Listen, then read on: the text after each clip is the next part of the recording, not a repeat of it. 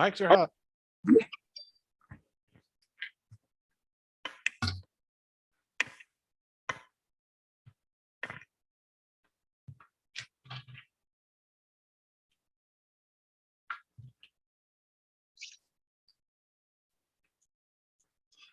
For those people who are visiting us online, since all our board members are here in person today, we'll be doing voice votes, except for if we have an ordinance.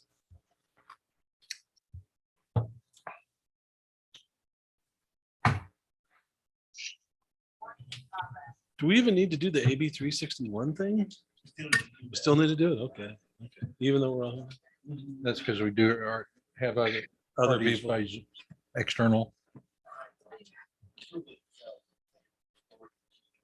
All right. Stop the insanity. Make it formal. Yeah. Yeah. Even though that was a bill that went through the legislature, it wasn't thought out all that well.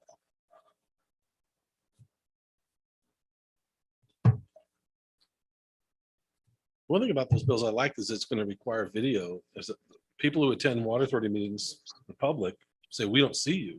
Like I can see on team when I'm there in person now, but they don't show the board members while they're speaking. All they show is PowerPoints and then just like a blank screen when there's no PowerPoint. Why? They need an announce. They don't have Ahmed. Yeah. Oh, that's fast. I said 15 after, but we could go ahead and get started. We're ready. Yeah. Everybody's here. Repeat call to order. Let's have the Pledge of Allegiance. Ready? Begin. I pledge allegiance to the flag of the United States of America, to the republic for which it stands, one nation, under God, indivisible, with liberty and justice for all.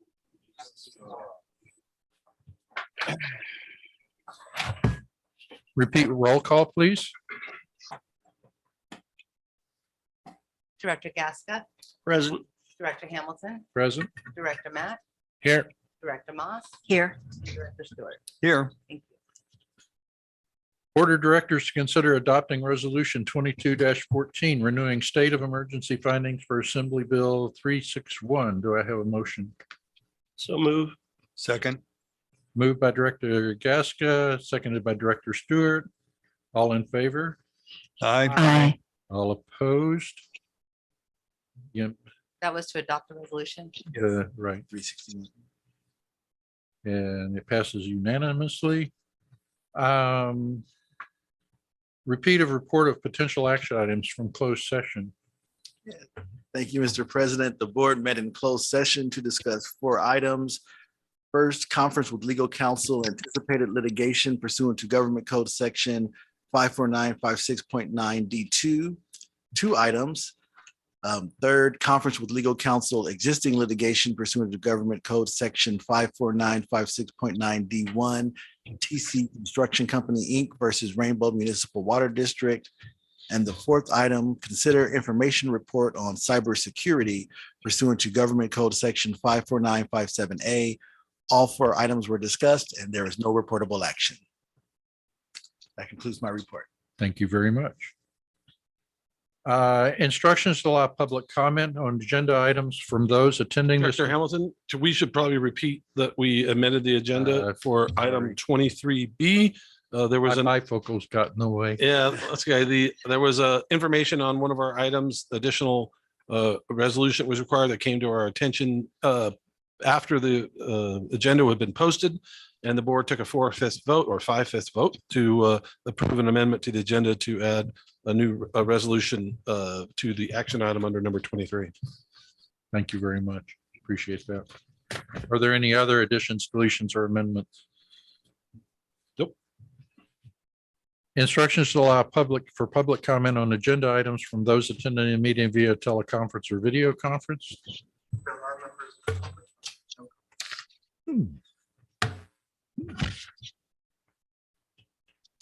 Our monitor isn't with us today. Oral or written communications from the public, opportunity for members of the public to address the board regarding items not on this agenda. Do we have any oral or written communications? No one present. We didn't receive anything in writing either, Dawn? No written comments received. Okay, then we'll skip reading all those. Gobbledygook. Approval of the minutes from the May 24th, 2022 regular board meeting. I so move that we approve the minutes. Moved by Director Moss. I'll second. Roll call vote. We don't need a roll call vote. We can just do a voice vote. I'm sorry, voice vote, excuse me. All those in favor? Aye. All those opposed? Abstain. That was 4 ayes and 1 abstention.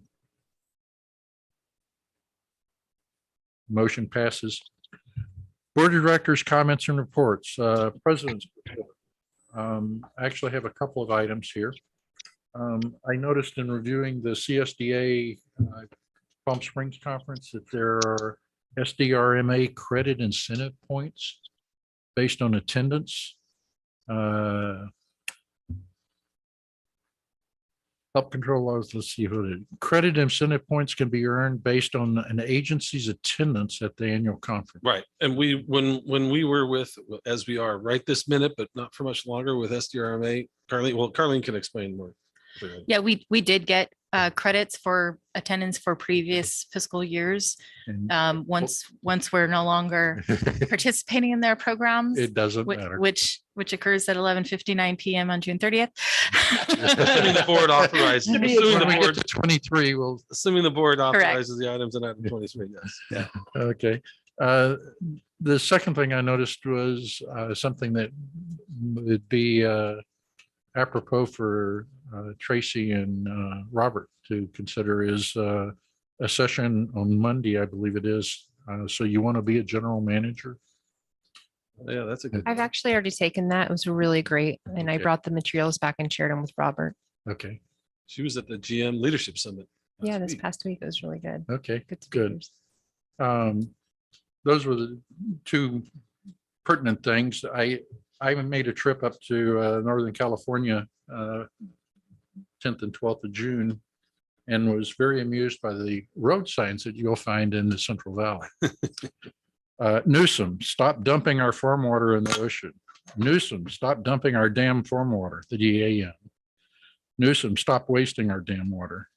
Make California great again. Stop dumping 78% of our water in the ocean. Save California water, build more dams, stop man-made droughts, build more dams, growing food is not wasting water. Now, those are just some of the signs, and Come on. they were about every mile for about 60 to 100 miles in distance. Wow. Wow. Outside of Fresno were 2 6-foot by 40-foot signs that said, had enough, vote Republican. Oh, dear. So there are some very active people in the Central Valley relative and They're all sensitive to farmers. water. Yeah, that's been the case up there for some time too. And the number of almond orchards is just unbelievable. I mean, it supersedes any other sort of growth that you'll see in that area. They replaced the cows. Yeah. They sent the cows to Colorado and Must be a Arizona. lot of cotton out there too. And the only other thing I have is I will not be here in July for the July meeting. I may attend by video conference, but I will not be here for them. Is this the time when we bring up this meeting? Not yet. Not yet. Representative reports, San Diego County Water Authority. Okay, well, we had our board meeting last Thursday. Some of you might have saw there was a news conference because Resource Secretary Wolf Profit came in to speak to the Water Authority about the drought, and how everybody's got to stick together. And the general message is that everyone needs to conserve and that the whole state is going to have to do it together. The Water Authority is walking a real fine line on whether, their desal and the IID supplies are going to be able to be exempted in some way from any of the stuff from the state. The state's signaling that that's not going to be the case. No decisions have been made. They praised everybody for what they're doing, but many parts of the state are in a really bad spot, and the Colorado is falling into a really bad spot too. So by you look at all the news reports you're seeing now on the Colorado and just look at doing the math, unless something drastic happens on the Colorado, they're going to be in Deadpool in 18 months. And so it's going to be a problem out there. So there's going to be some significant changes coming. But as far as the Water Authority's board action in the Administrative Finance Committee, there were two main items that I was involved with. That's one of the committees I'm on. First had to do with the rate increase that they were pushing through.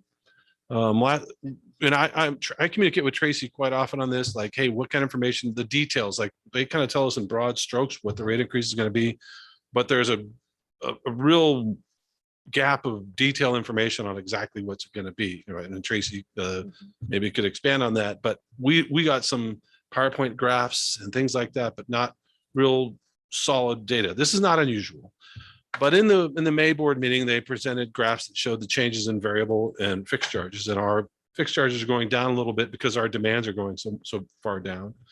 But the variable charges for all the agencies, they say it's always an average of 5% or something like that. Well, there were two agencies that were over 8% on the variable charge, and those were Fallbrook and Rainbow. Gee, I wonder. So I asked the question, I said, why is it that some agencies have a much higher variable rate increase than others? And one of the reasons they said is if you use treated water, not raw water, the treatment rate went up 12% last year. This was going to go up 12%. And some of that has to do with City of San Diego using less treated water and the Twin Oaks plant running it well under, like way under an efficient capacity, which is something the board members have asked. We got to take a look at that, because at a certain point, if that thing starts costing more than just buying it from Skinner, it's good money after bad. But the answer I got directly was if you're using more treated water than others, and if you have a lot of PSAR customers, your variable rates going up higher. To which I said, well, boy, my farmers are really going to be happy to hear that. And I was the lone no vote on the rate increase. The way the Water Authority works is we vote in committees. Did Fallbrook vote yes? He's not on the ANF committee. Oh, on that committee. And so the committees vote on it, and there's a subset of board members committee, and then it comes back to the full board later in the afternoon at 3 or 4 o'clock, depending on how the day went. And then it goes onto a consent calendar, and that usually they're just rubber stamped from there. I didn't wait around for the full thing. They had this news conference and a bunch of the stuff. All the committees I'm on were in the morning, and it was a done deal. It was going to pass whether I'm there to vote no or not. I got my piece in. And so the rates are going to be effective. And we all understand the Water Authority has to increase their rates, as do we. It's just, there's so many different permutations of winners and losers. And it's just kind of strange that Fallbrook and Rainbow were the two highest. And it's like, well, that's interesting how that turned out. Don't know that it was on purpose. Don't think it was, but just happened to be that way. The other main item had to do with the mid-year budget adjustment. As we do a mid-year budget adjustment every January, February, they do one they do a 2-year budget. And the overall change in the budget were very minimal, although they benefited by some of the different monies they have received, although the Met money they got passed right back to us. But so that didn't make much difference. But overall, it was not a big shift. There's some moving around, as you might do in a $1.7 billion budget. But there is a line item on there for next year to spend another $1 million on the regional conveyance system. And for those of you who may not recall, that's the proposal to build a whole new pipeline system out to the Imperial Valley to get access to Colorado River water. This was a point of contention for many people, and it won by the narrowest of margins to waste $4 million to study this idea to build a new pipeline to the Imperial Valley to access what water's out there in the Imperial Valley. There's going to be so they had another $1 million to spend on it next year. So what I made the motion to approve the budget adjustments, but just to pull that one line item out so the board could vote on it separately. I didn't want to hold up the budget process. Let's just move that one out, take that $1 million, set it aside, and then we can consider it separately. As you may imagine, I got a second from Director Thorner of Levenheim. But there were a number of people who were not super happy with it. At one point, I can't remember if it was a board member, staff member said, well, we've already started the work on the project and we've already spent some of that money. I said, wait a minute, you spent money that's allocated for next year already? appropriated for next year, because they're not supposed to spend money outside your appropriation in a given fiscal year. They backtrack on that. And there was a lot of hem and hawing, and it wasn't going to pass. There was enough people who have, Director Madaffer among them, who are vested in the logic, air quotes for those of you who are audio only, logic of the RCS. That what I did is I amended my motion to say, well, okay, we'll just, it's a $1.7 billion 2-year budget. This is $1 million. It's $1 million. This is $5 out of each pocket of each and every one of our ratepayers, but it's not a hill to die. And I said, but as long as the motion can direct staff to come back and tell us, because we haven't heard boo about this thing for about a year. My prediction of why is that it's completely insane. It's infeasible. It was at the creation of this concept. It's been looked at 3 times in the past by the Water Authority. It's always been shown, you're crazy. There's an existing aqueduct right there. But they did do approve that, although Director Madaffer indicated that since we're in a lawsuit with Met, it needs to go into closed session, which, I said, I don't see any reason why this discussion needs to be in closed session. And he argued back and forth. And then the general consensus was to let general counsel determine whether it's an open session or closed session discussion on an engineering study on a pipeline. And Nice. and so that's where it's at. But I didn't make a whole lot of friends with some people down there that day, but it's a lot of money to spend on what is last year, just before, about a year and a half ago, where they were pushing this thing. It was dumb then. And with what's been going on in the Colorado, it's even dumber now. And, a number of us aren't going to rest until we can put that thing to bed. And frankly, if it's me, if I was a staff member over there who knows I'm going to have to come give a report that shows that, yeah, this isn't such a great idea. One of the best things that could happen to them is if the board pulled the funding. So they say, well, there's no report. You pulled the funding, because now someone's got to come and justify spending $4 million and trying to show how this thing, which at the time, as you recall, they were showing how it would be financially positive in like the year 2070, something like that, Years. Yeah. And that's if everything goes right. It's just a patently insane concept. I'm speaking as a general manager right now, reporting on what his board, my fiduciary duties. I gotta make sure the Water Authority, I don't know if Craig's on board listening. When you tell Sandy and Mark Adam, I'm speaking as general manager right now about what our board representative experienced at the Water Authority board meeting. It's just a crazy idea and a waste of money. And so hopefully we can spike it at some point, if we can bring it back and have another discussion and get the rest of the board members to realize that, it isn't some sort of magic thing that's going to make Met quiver in their boots. They can do math, 4th grade math to figure this one out. But that's kind of where we're at. And so other than that, it was a fairly uneventful meeting. That's my report. CSDA. All we have is there's gonna be a fall conference in Palm Springs. I think it's August 17th and 18th. No, 22 Yeah. through 25. Right. So that's what's coming up. It'll be hot. Yeah. Warm. Warm. Okay. You call it warm. Okay. Really? Fall desert in August. I'm not- Warm. I don't know. Anything else, Mac? That's it. Okay, LAFCO. There's no LAFCO meeting this month. The next meeting will be in August. Or no LAFCO meeting in July. Okay.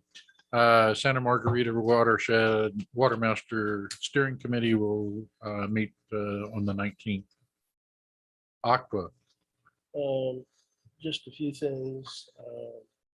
I guess Region 10 had a meeting over in, take that back. Region 9 had a meeting 24th of June. So in Temecula at Wilson Creek Creek Winery. Winery. Wasn't able to make it, but would have been good to hear what's going on in the Inland Empire. August 2nd, and I guess Don just handed out a cut sheet on it. Region 10's doing their thing at Olevenheim, and subjects Colorado River, today's challenges, planning long-term water resilience. So hopefully they'll start talking about dams and how to catch the water that's Good. blowing out to the ocean. Yeah, on the Colorado, Every- we've already got them. They just Yeah. empty. Yeah. So Get 'em to the right- put 'em state in the water right project, we places. need them. Yeah. Ask the folks in Mexico, ain't much yeah. water getting to the It's a ocean. Good time right now to work on building them since the water levels are so low. You don't have to throw so much water. Well, away. storage capacity on the Colorado ain't the problem. It's along the Sacramento, San I'm Joaquin. talking about here Yeah. in California. Yeah, that's Yeah. where they need them. Yeah. For sure. The only other item of note, 23rd of June, Eastern Municipal brought online their third desalter, Mhm. Paris 2, which will provide water for about 15,000 households using reverse osmosis. Yep.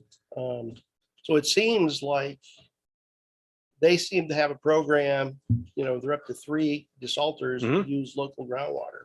Yep. I'd be interested in getting to understand what the total cost is of one of those Right. facilities, because we end up over there. Yeah, it's in our MOU with them that should Yeah. we choose to do that in the future, we Yeah. could financially participate. I think that we need to run to ground our project here first. Yeah. And, or maybe in conjunction. The other challenge with those is it would be an in lieu situation where they would deliver us met water in lieu of that, because we Right. wouldn't be plumbed to those. Yeah, right. But, right. but we definitely could. It ain't cheap. Let's put it that way. They did get some USBR money for that project Right. and some other grant money. So there are ways to mitigate that, but for sure. I think we gotta, I imagine if we wanted to, you could get into those things and wheel it in now, even if we weren't detached. Yeah. That if we had a different source of supply, but then we'd pay the wheeling rate to Met and then the water authority's transportation rate if we took it south From of there. our Met connections. Yeah. But I Yeah. think if we probably want to get through the detachment process first. Yep. And hopefully cut the middleman out.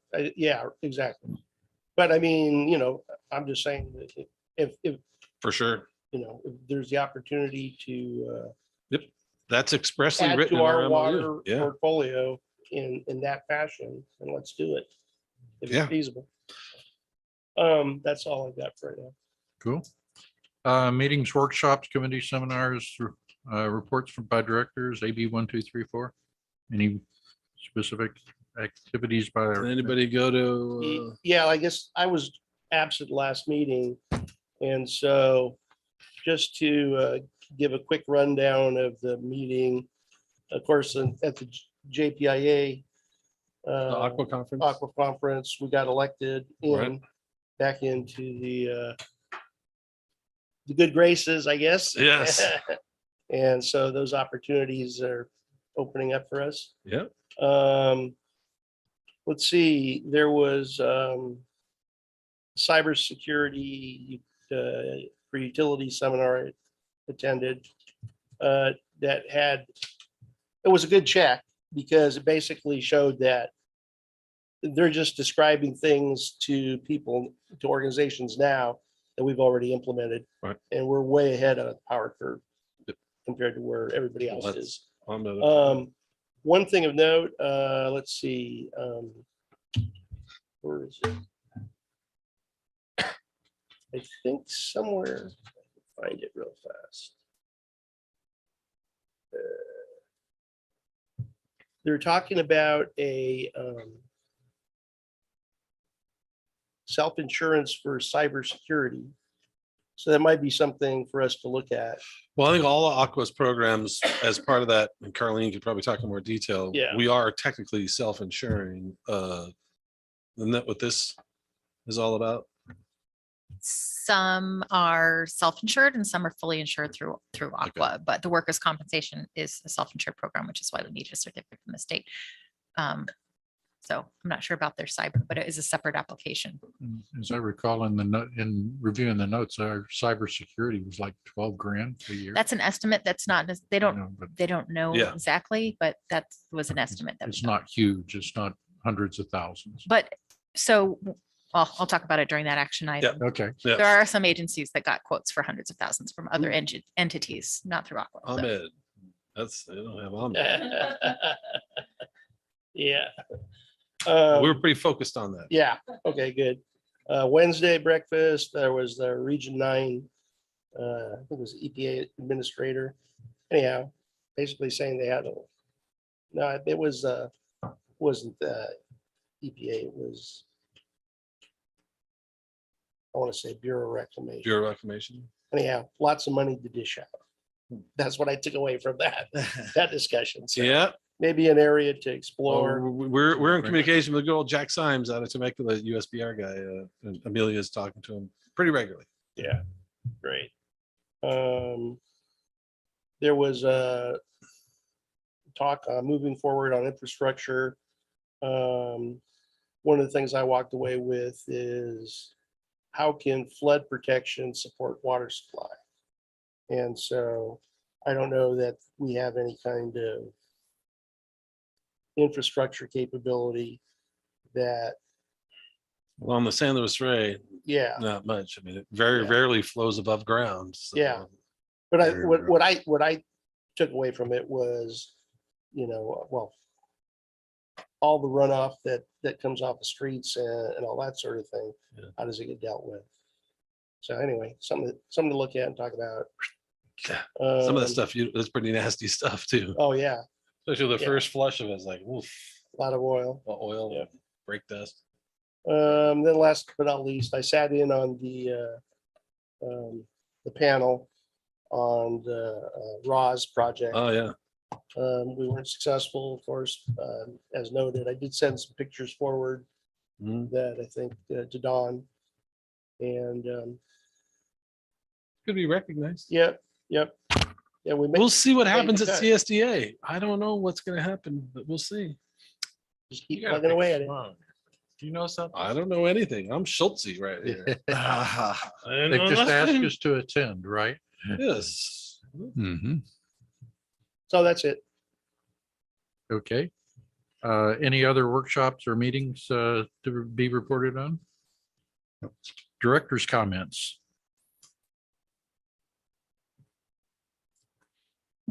Not all at once.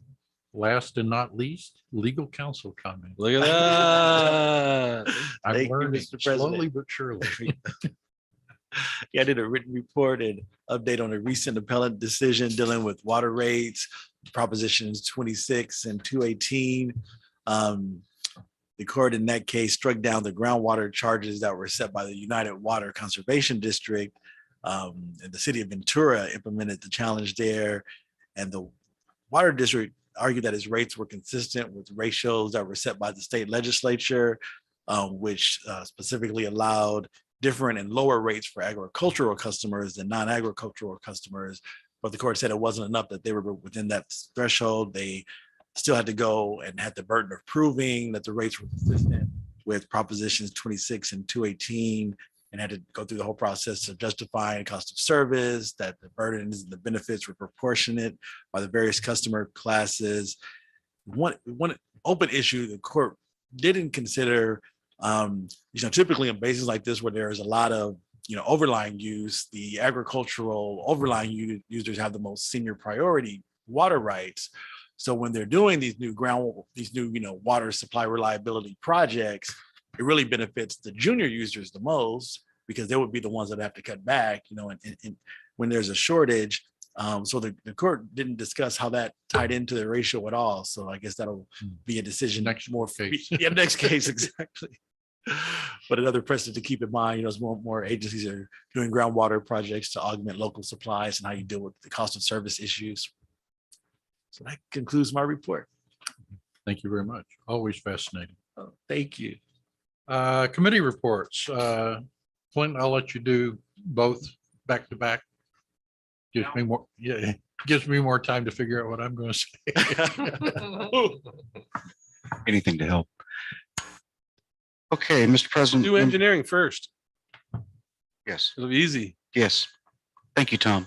A pox be on you. Okay. Little inside. Yeah. Okay. The Engineering and Operations Committee did not meet in the month of June.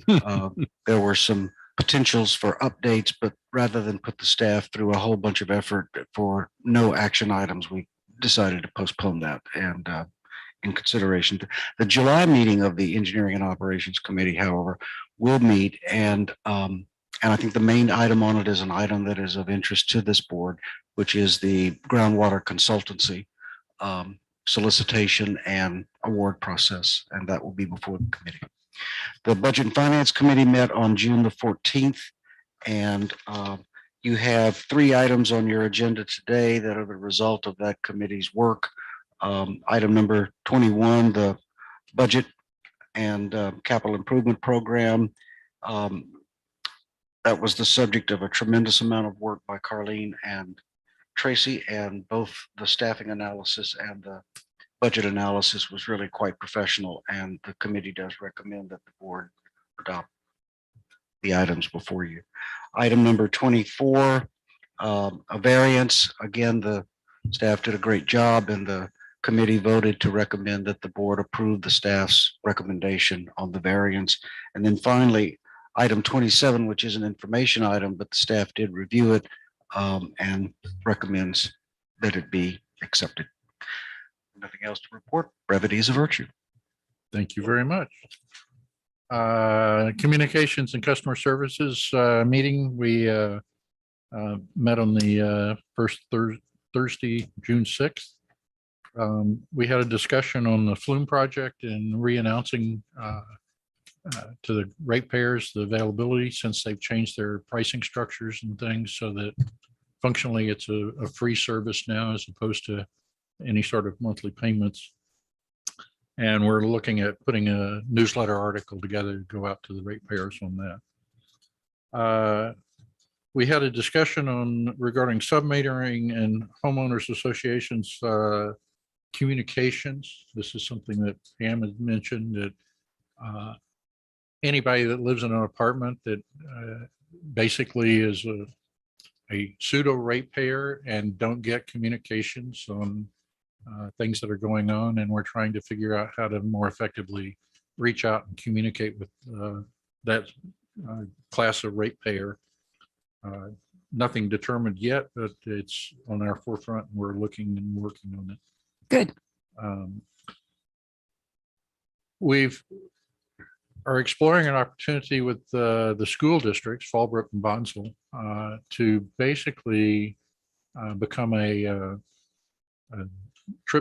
field trip destination site for the schools for educating on water. And rather than trying to haul them around the district and things like that, we felt that there's sufficient opportunities just here on the district grounds to do walking tours and look at things like the SCADA system and how the water systems are set up, communications, customer services.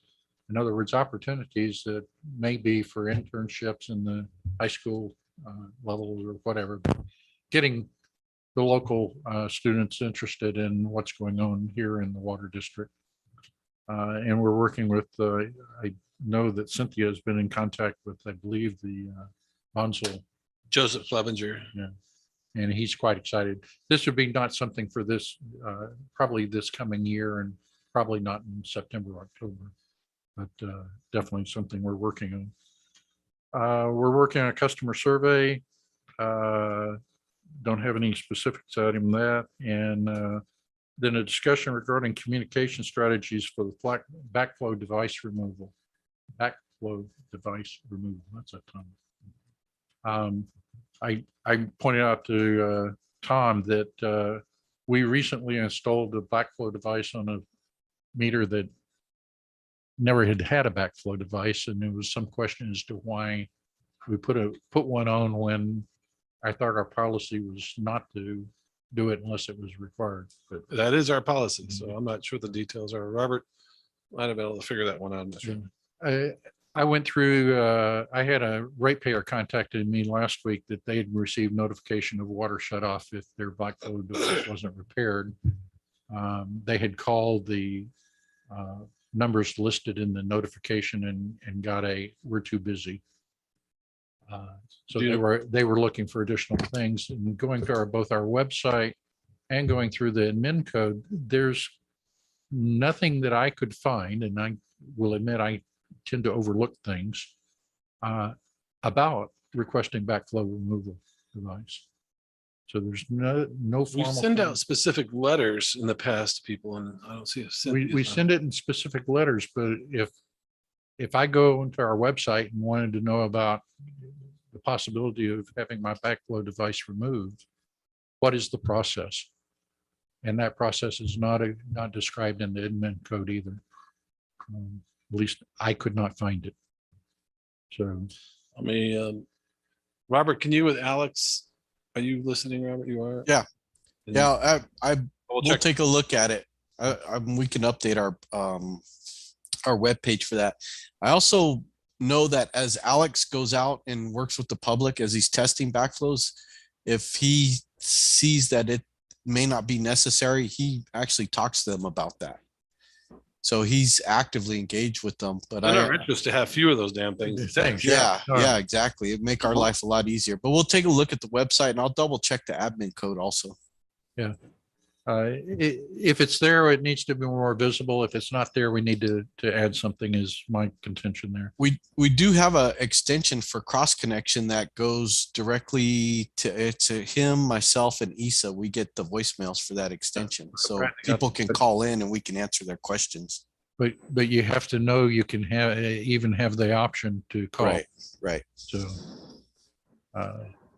anyway, we also looked at the customer services call volume.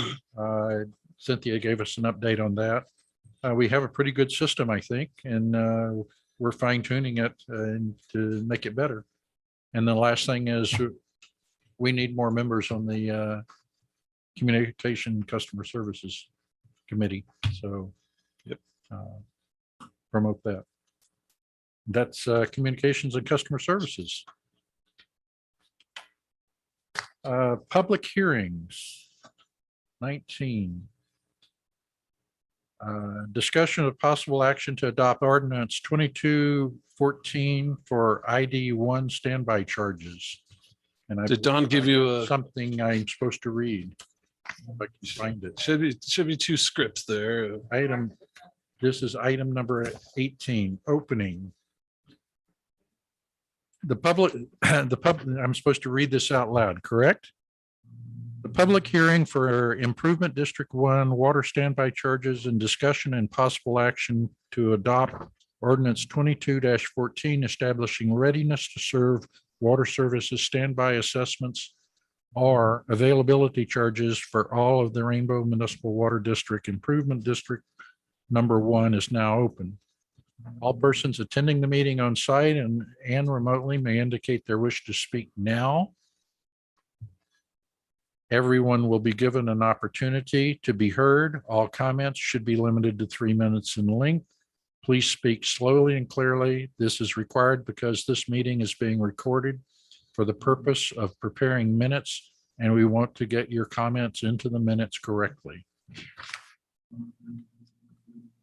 This is the time for presentation of testimony. No debate is allowed.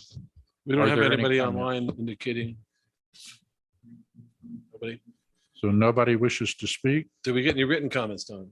We did not. And I believe Josephine may be on there if we have questions. Yeah. Josephine, who's or one of our consultants who prepares these, is online in case the board has any questions. This is our standard thing we do every year. It's the $10.52 parcel assessment. No change again, There are no, I take it there are. per acre or per parcel. Are there any written materials or comments we've just, that have been submitted or that anyone should wishes to submit without speaking? We have none at this time. At this time, the floor is open for comments to the public. And since we have no comments, does the staff wish to respond on any subject raised by any speaker or to make any additional statements? None from staff. At this time, any board member may ask any question of any speaker or staff. Does anyone in the audience have any comments solely to clarify any item raised by a board member's questions? Or are there any board members' questions? Yeah, but I guess the only comment I'll make is this is against every property in the district. And it's not an action to raise. No. It's to stay at the constant standby. This is the same charge it's been for, I think, 30 years. Yeah. or Something more. like that. As long as I've been here. Yeah, Video. correct. But if we were to, at some point, go forward to look to increase it, what could it Whole be? different kettle of Yeah, squid. yeah. And what would the level, what is the limit? Because even if you go to try and increase it, there's a limit. I think you need to go to a vote. You have to go to a vote, but 2/3. you can't just raise it 300%, 500%. If the voters of the You've population said yes, you could. I thought there with standby charges, there's a limit, like the max you could do is $50. I'll defer to, I know there's Yeah. some There's on that particular language. thing, but it's essentially assessment. and Yeah, you're- right. It's gonna, we looked at this, I don't remember the detail, we looked at it a couple of years ago. Yeah. And it's, any way you look at it, it's gotta It's get gotta go to a 2/3 vote. majority Oh, yeah. vote. It's So if you're covered gonna by raise Prop it, you might as well 13. go big. It's covered by Prop 13. Right. So,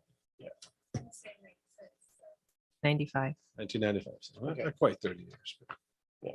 You can see Alright. it from there. yeah, I just wanted to make clear that. we- Yeah, there's no we didn't change. do anything, trying to raise it, right? There being no further testimony, I'll close the public testimony portion of the hearing. Is there any further discussion by board members? Is there any further recommendations or comments from staff? None from staff. It is now in order for the board to discuss this matter and for a board member to make a motion to take action.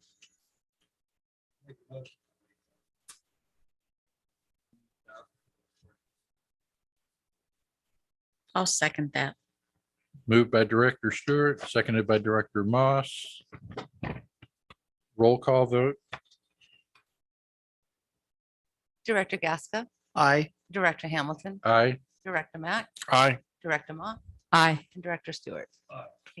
This concludes the public hearing on this matter. And we'll move on to item number 19B. The discussion and possible action to adopt resolution number 22-18, approving the amended and restated resolution to confirm participation in SCIP. Chad, do you want to do this one or shall I jump in or Malik, whatever you Yeah, I'm got? gonna be jumping in on this. So, Do I need to read the opening statements first? Is this a public hearing? Oh, it is. yes, All right, sorry. He's got to The do his thing. The public hearing for the approval of amended and restated resolution to confirm participation in SCIP and discussion and possible action to adopt resolution 22-18, amended and restated resolution of the Board of Directors of the Rainbow Municipal Water District, authorizing the district to join the statewide community infrastructure program, authorizing the California Statement Communities Development Authority to accept applications from property owners, conduct special assessment proceedings and levy assessments and special taxes, and to form assessment districts and community facility districts within the territory of the Rainbow Municipal Water District, embodying a joint community facilities agreement, setting forth the terms and conditions of community facilities district financing, approving form and acquisition agreement for use when applicable, and authorizing related actions is now open. Boy, that was a mouthful. Yes, all persons attending the meeting on site and remotely may indicate their wish to speak now. Everyone will be given an opportunity to be heard. All comments should be limited to 3 minutes in length. Please speak slowly and clearly. This is required because the meeting is being recorded for the purposes of preparing minutes, and we want to get your comments into the minutes correctly. This is the time for presentation of testimony. No debate is allowed. Are there any written materials or comments that have been submitted? Or that anyone wishes to submit without speaking? There's been no written comments received. At this time, the floor is open for public comment. Anyone online? No one, anybody online? If you'd like to speak, now's the time to raise that hand. Does the staff wish to respond to any subjects raised by any speaker or make any additional statements? Nope. Want to make additional Well, statements? no. Well, You know, in response to what they said, I can tell you what this thing's all about, or Malik did. At this time, any board member may ask any questions of any speaker or staff. Does anyone in the audience have any comments solely to clarify any item raised by the board members' questions? Just so you know, for this one, as a clarifying thing, the SKIP program is part of a streamlined thing for smaller developers to pool the projects to issue bonds for community facilities district type activities. So funding for infrastructure projects and capacity fees.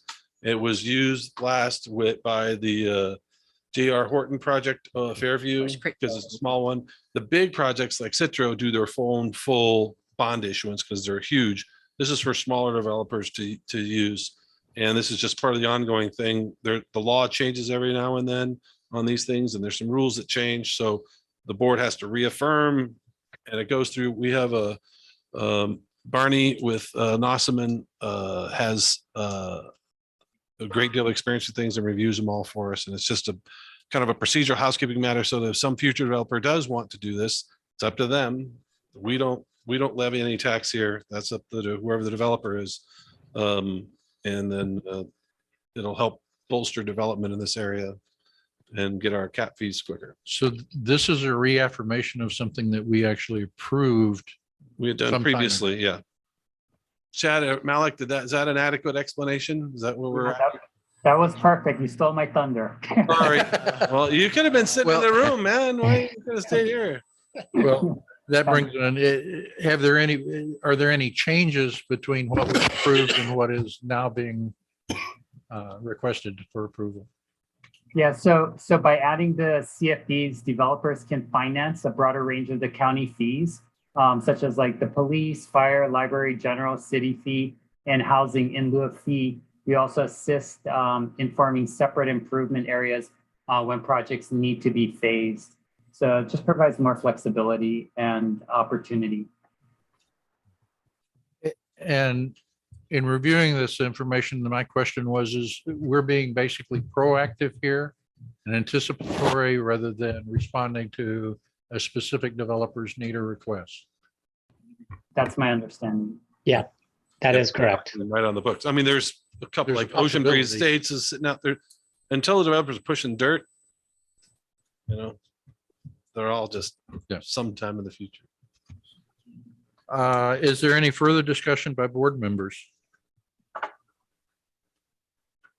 Is there any further recommendation or comments from staff?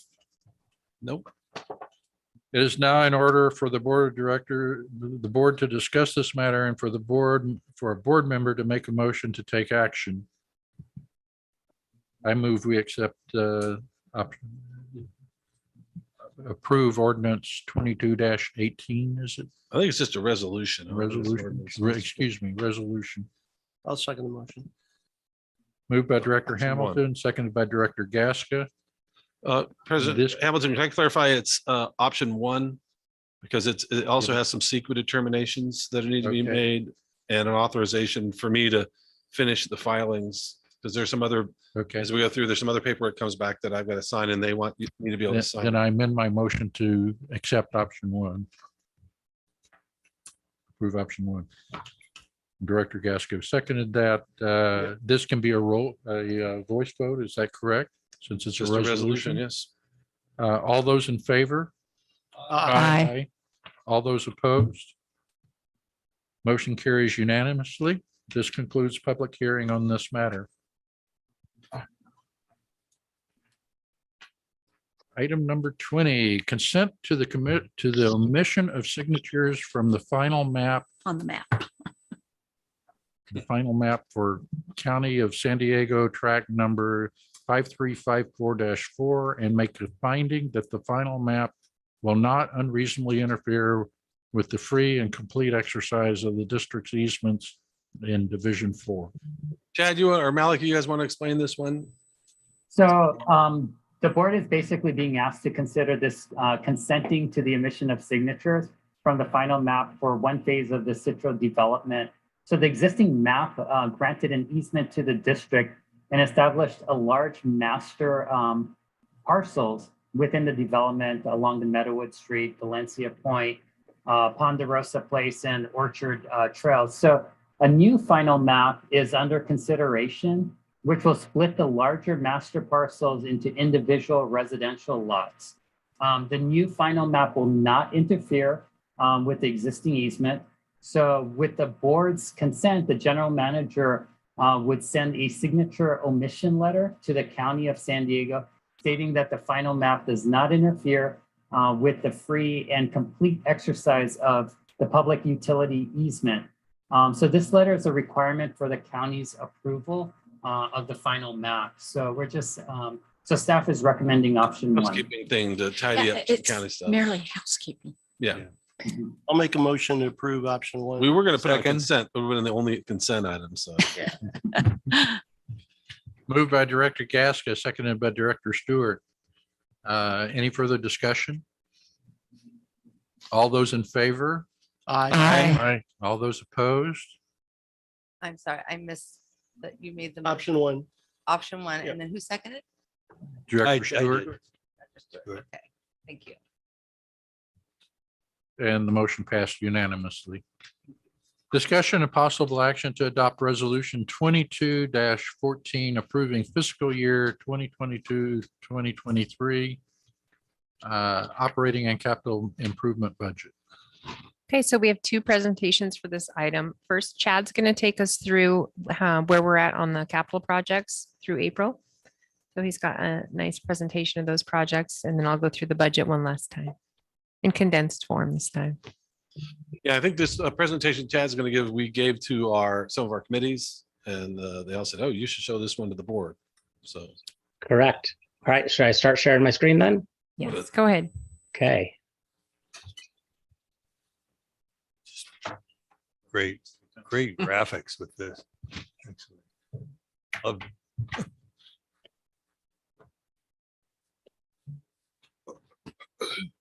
Okay, is that large enough on everybody's screen in the boardroom? It's as big as it's going to get.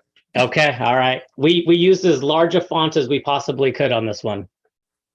So yes, this presentation was given to the Budget and Finance Committee. It came at their request. And so here we are going to give it to the board, and it's actually scheduled to be given to the Engineering and Operations Committee at the July 6th committee meeting. Couple keynotes on this one. These numbers are good through May of 2022. So more expenditures have been done since this presentation was made, but those were the most up to date. So if you see some numbers and going, maybe I've signed something or I've seen something or I thought there would be more, there more than likely is, but those were the latest we could have. Chad, aren't they through April? April. Thank you, Tracy. Appreciate that. Always having my back. Thank you. Through April of this year. And so we're getting ready to wrap up the fiscal year right now. So we're moving on. So this is an update on all capital improvement projects in the fiscal year 21-22, which we're getting wrapped up next week. We've broken it down into different ones. You can see the district boundaries here, and you can see the main projects. And then the small block in the bottom right, those are district-wide projects. So that's why those don't have pins, because they're taking place throughout the district. Before I get going, I want to give a big shout out. I know the whole engineering team is listening in right now, and Malik is covering for me. I'm at home with a sick baby, so I appreciate Malik for covering me on that on such short notice. But the engineering team is who put this together, and they did a phenomenal job on this. So as with always, to the board, if you have any questions or comments or concerns as I go, please just interrupt me, and we'll go from there. So in this fiscal year, we had 4 projects completed. We had another about 2 days, Tracy, to complete it. And unfortunately, we're not going to get a 5th completed, but we're getting a lot of progress on all of the projects going on right now. So the first one that was completed was the Rainbow Heights Pump Station. This replaced an aging pump station. I know many of the board members and several of our committee members got to go take some trips out to the project site during various stages of construction. This is now fully operational. It's online. Notice of completion was filed, and we are currently in the warranty phase. You can see on this, there was only 2 change orders on this project on a $1.5 million project. change orders totaling $69,000. And again, this is a lot of credit to the engineering and operations department working ahead of time, being as proactive as possible during design to try and minimize changes during construction. So this was a very successful project. This was constructed by Orion Contractors out of Vista. Next, the water service upgrade project, or What's Up. This project we've all heard a lot about. I'm actually going to frame the postcard that we received that says "We are done." One of my favorite sayings is when I ask people, "Are we done or are we DUN done?" And we are, Robert. If you're still listening, I think we just have a handful more of those large meters. So we're actually looking. Should be by the end of next week, is what I'm being told. We'll be completely done. So then it'll get the DUN stamp done. But the project is complete. Our contractor, Concord, has been released. We're in the warranty phase again. A couple more change orders on this one, 5 years, but this was almost a 3-year long project, again, affecting every single water meter throughout the entire district and all divisions. The customer service, the outreach on this was incredible. I know that we had a lot of phone calls and inquiries and field visits, but even the number of claims that we received were very minimal on a project of this magnitude. So again, great planning to all those involved on this project. Well executed. The heli hydrant, this picture just never gets old. Hopefully the district is going to have many more of these throughout the district.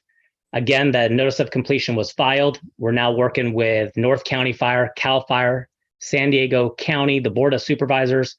We want more of these in our district, and we want some other entities to help pay for this one. The total approved budget on this was $230,000, and the amount spent was $194,627 with 0 change orders. And a lot of that credit goes to our operations department. Robert and Isa and their crews were out there a lot assisting and helping. And if we can pull those resources in-house, which we're already paying for anyway, that's a great partnership between us and the contractors involved. These pictures truly do not do this project justice. This is the North River Road Land Outfall Rehabilitation. This was for phase 2 and 3. This is in Division 2. The manholes that were, you can kind of see it, that picture up on the upper left. You can see that rock, the spalling that's occurring in the concrete, which we do not want to see. It's produced from the off gas from the sewers doing, and a lot of infiltration from the ground and surface water was impacting this. So we are getting a lot more flows than was our actual sewer effluent flows. And so you can see that middle picture, you see the individual down in there in his full hazmat suit. He's actually spraying the line, or I'm sorry, the manhole and the channel down there at the bottom. And then you can see that finished product. And with this, we've seen a great reduction in I&I throughout that. Our goal is to do all of our manholes with this. This started as an emergency project with the very heavy rains. I believe Robert or Tom, was that in December and January, like 19 and 20 maybe? It was 19. Yep. December of 19 and January of 2020, super heavy rains. Tom and the board declared an emergency. We got out there with SCW, and then we did phase 1. So that was, phase 0 was the emergency, phase 1. And then we finished 2 and 3 in this fiscal year. Again, a great project. 3 change orders, which actually resulted in a net credit to the project of a little over $100,000. And so again, the design, the planning, the inspection, the wastewater staff being out there and being flexible and working with our contractors, this is what's resulting in all these successful projects. All right, so now we've broken it down. There's 22 projects in progress. So these are still ongoing in various stages. Yes. One moment. Before you leave that, one of the things I think would be great to see at a quick glance is when you got change orders to understand what the percentage is of the total cost. Because then, do we have a bogey that we're shooting for to try and stay below? Yes. And then that gives us a gauge of how well we've done our engineering. Director Gasca, we have that math done. We can provide that. Our goal is to always be within 5 to 10% of the project budget. Less is better. And if it's more, it's usually owner driven or just a really, like rock on the Rice Canyon pipeline project, something. Right. the gnat catcher, the first time in 10 years, something that was just out of the planning. But yeah, we can provide those numbers to the board if you'd like. I'm just, well, yeah, that'd be great this go around. But the next time you do these kind of charts, it would be great to just have that data there. Have that percentage there. We will make that happen. Okay, great. Thanks. No problem. All right, so we have the 22 projects currently in progress, again, in various stages of construction or design. We have the programmatic environmental impact report.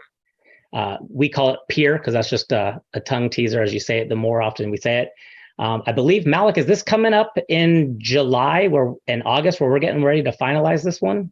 Yep, we're going to be bringing this to the August board meeting. There you Pretty go. excited. So on schedule on this, we're about 75% complete again when this was done. A couple more, housekeeping items to do, but this is monumental in the entire water and wastewater industry. We are one of the first districts to be doing this. This was one of Tom's ideas way back when. We're seeing it all the way through. Malik probably talks about this PEER in his sleep. He's in many, many meetings on this, but Helix Environmental has done a phenomenal job. And they have told us, we wish more agencies would do what you're doing right now. This is really going to help us through the CEQA process and identify these projects ahead of time. It's not going to identify every single project. There will be times where we still have to go through some longer CEQA steps because those projects weren't identified at the time this was done. But this is still going to be a big time saver, and it's a game changer for our industry. Well, yeah, and it, those add-ons become an addendum report instead of a full-blown EIR. Correct. I think that makes it a lot cheaper in the long run. Yeah, we're hoping to avoid those, 6-month delays where we're working through an MND or something like that.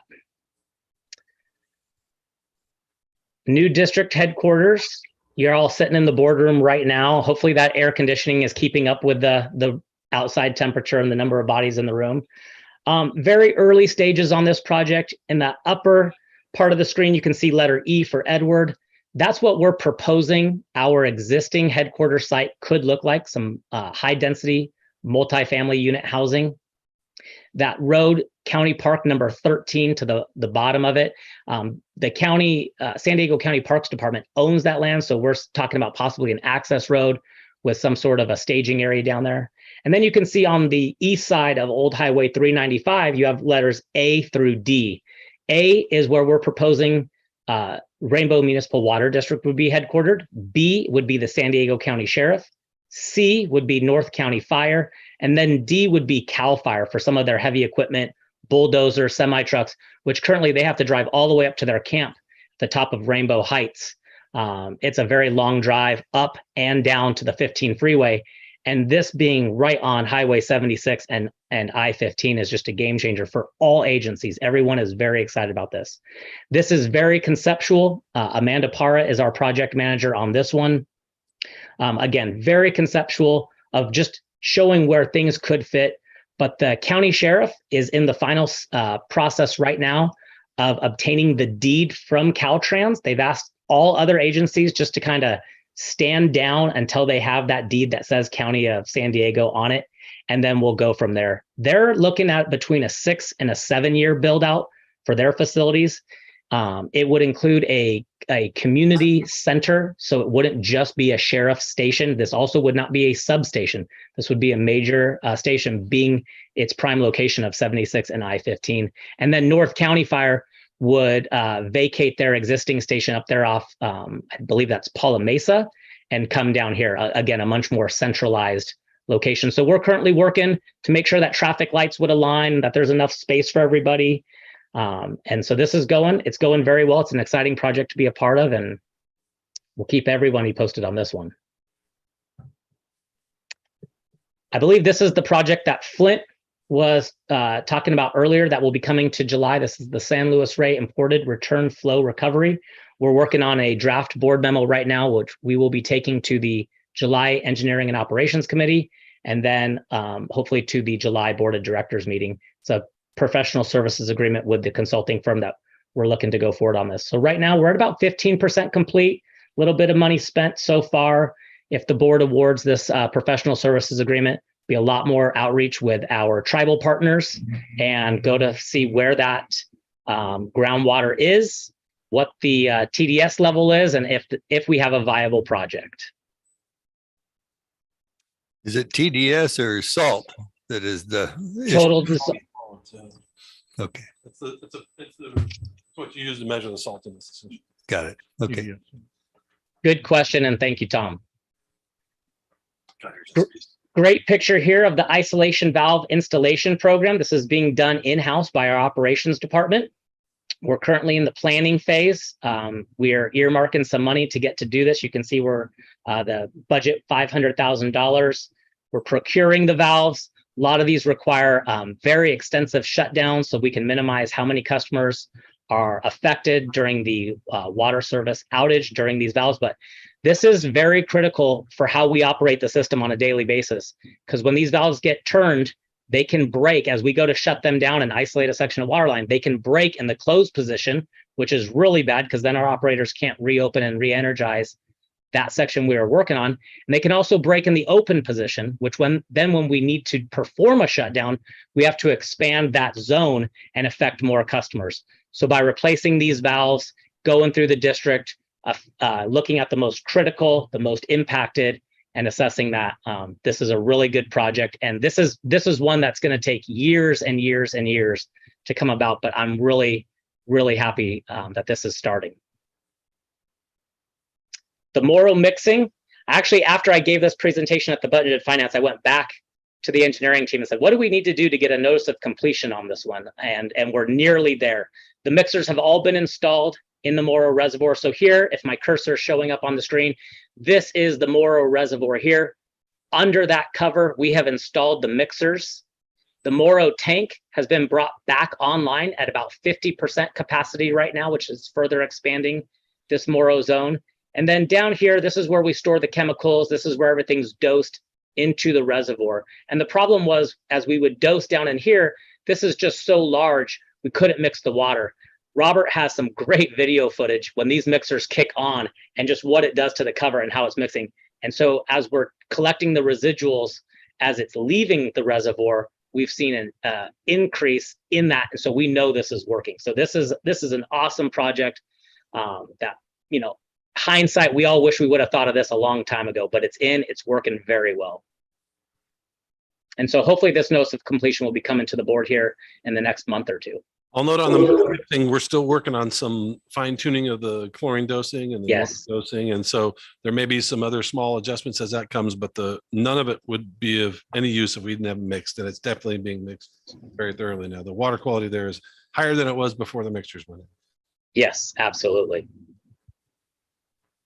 We got the water system monitoring program. We actually just had a meeting yesterday with our grant specialist. We're halfway done with this project. This shows 35%. We're more like 50% now. But again, a couple months have passed since we put the presentation together. And so we're actually hoping to get some grant funding for this project. But that all said, the contractors on board, this is Freedom Automation. And so far to date, 0 change orders. They talk about another just really good partner. You know, the district is subject to taking the lowest responsive and responsible bidder, which all too often just does not yield a good result. We end up battling and fighting. And knock on wood, we have had great success in these recent projects where the district staff and the contractor, it's a mutual partnership. And you can see this with 0 change orders and projects on schedule. Staff isn't expending a ton of extra time working through these things. It's just a testament to all involved.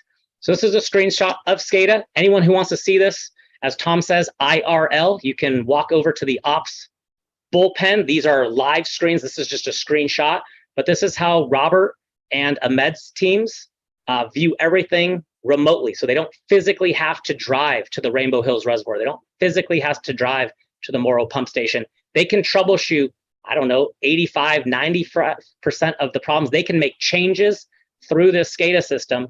And then if it really is, okay, SCADA is not working, now we'll send someone out there. But this is a big time saver for staff, eliminates a lot of that drive time. And this project was necessary because the radio equipment was just becoming obsolete. Not only was it breaking, it was breaking and those parts were no longer becoming available. So we're upgrading everything district-wide. And that's why this is all divisions. The Camino del Rey waterline relocation. Huge project, small budget. The reason for that is the district believes that we have senior rights. We have had many meetings with Alfred and his team at Nossaman on this. The County of San Diego, they feel differently, but they have chosen to defer and kick this can down the road and not start this project yet. This pipeline relocation is probably in the range of $1.5 to $3 million. You can see we're only allocating $25,000. That's for staff and legal. We are going to go to the mat with the county on this, that when they are ready to do this project, that they have to pay for the district's infrastructure improvement. So more to come on that. And every time we meet with the county and we say, can we talk about Camino del Rey now? Oh, we'll talk about that project later. And so the ball's in their court. The Live Oak Park Road Bridge replacement. This job is underway right now. In fact, there was a progress meeting earlier this morning. 40% complete. This is a County of San Diego project. They are replacing the bridge. The water district has 2 pipelines. One is active and one is abandoned in place or not currently in service, but we span both sides of the bridge. So operations went out there ahead of time. They cut and capped both water lines. They set up a high line. Now the county and its contractor can go do all of their work reconstructing the bridge. Then that same contractor was hired by the district. It will come through, restore both pipelines on the sides of the bridge, restore the connections that operations cut, put that one water line back in service. And then that other one, it's the water line between us and FPUT. Tom or Michael, I know you're both listening. What do we call that one? The FO line? I don't know. I can't see anyone, Yes. so I feel like It's the FO line. Thank you. FO Thank you. line. I have my screen so big I can't see photos, so I thought maybe no one heard me. No problem. The FO line. So it's going to be restored because one day we might want to reuse that line. So we're going to put it back even though it's not currently in use. So this has been awarded to Hazard. So far, all the ducks are in a row. We've already had the pre-con. Again, the progress meeting this morning. It's really nice having the same contractor that was awarded the county's contract because we don't have our contractor pointing the finger at theirs and vice versa. It's all under one umbrella, makes it very nice. I say this every time I talk about this project and every time I give this presentation, I absolutely cannot stand the title of this project. This is a County of San Diego project. The Rainbow Water Quality Improvement Project has nothing to do with Rainbow Water or its water quality. It has all to do with groundwater within the County of San Diego. But since they're focusing on the Rainbow Valley, as you can see here, this is what the county named their project. We just opened bids for this project last week. We have an apparent low bidder. Again, that will be going to the July Engineering and Operations Committee and then scheduled to go to the July Board of Directors meeting to enter into a construction agreement. This is to relocate different water mains within the roadway and also several water services where the county is going to be doing their improvements. So another joint project. That change order that you see there, the one change order for $6,200, that was during design. There was a couple things going on where water, SDG&E, and the County of San Diego, we had some conflicts in the field that we were able to mitigate with that change order. The Corrosion Prevention Program, or CP, cathodic protection. You can see this job. This is also going on in the Rainbow Valley. We're nearing construction right now. Again, when we created this presentation, it was 85% complete. We're a little more. The thing that helped this one would have been the 5th one completed, but unfortunately the contractor could not get its traffic control permit approved by the County of San Diego in a timely manner. We've been waiting months and months and months. I think we finally got that approval, so the contractor's back out there. I'm sorry?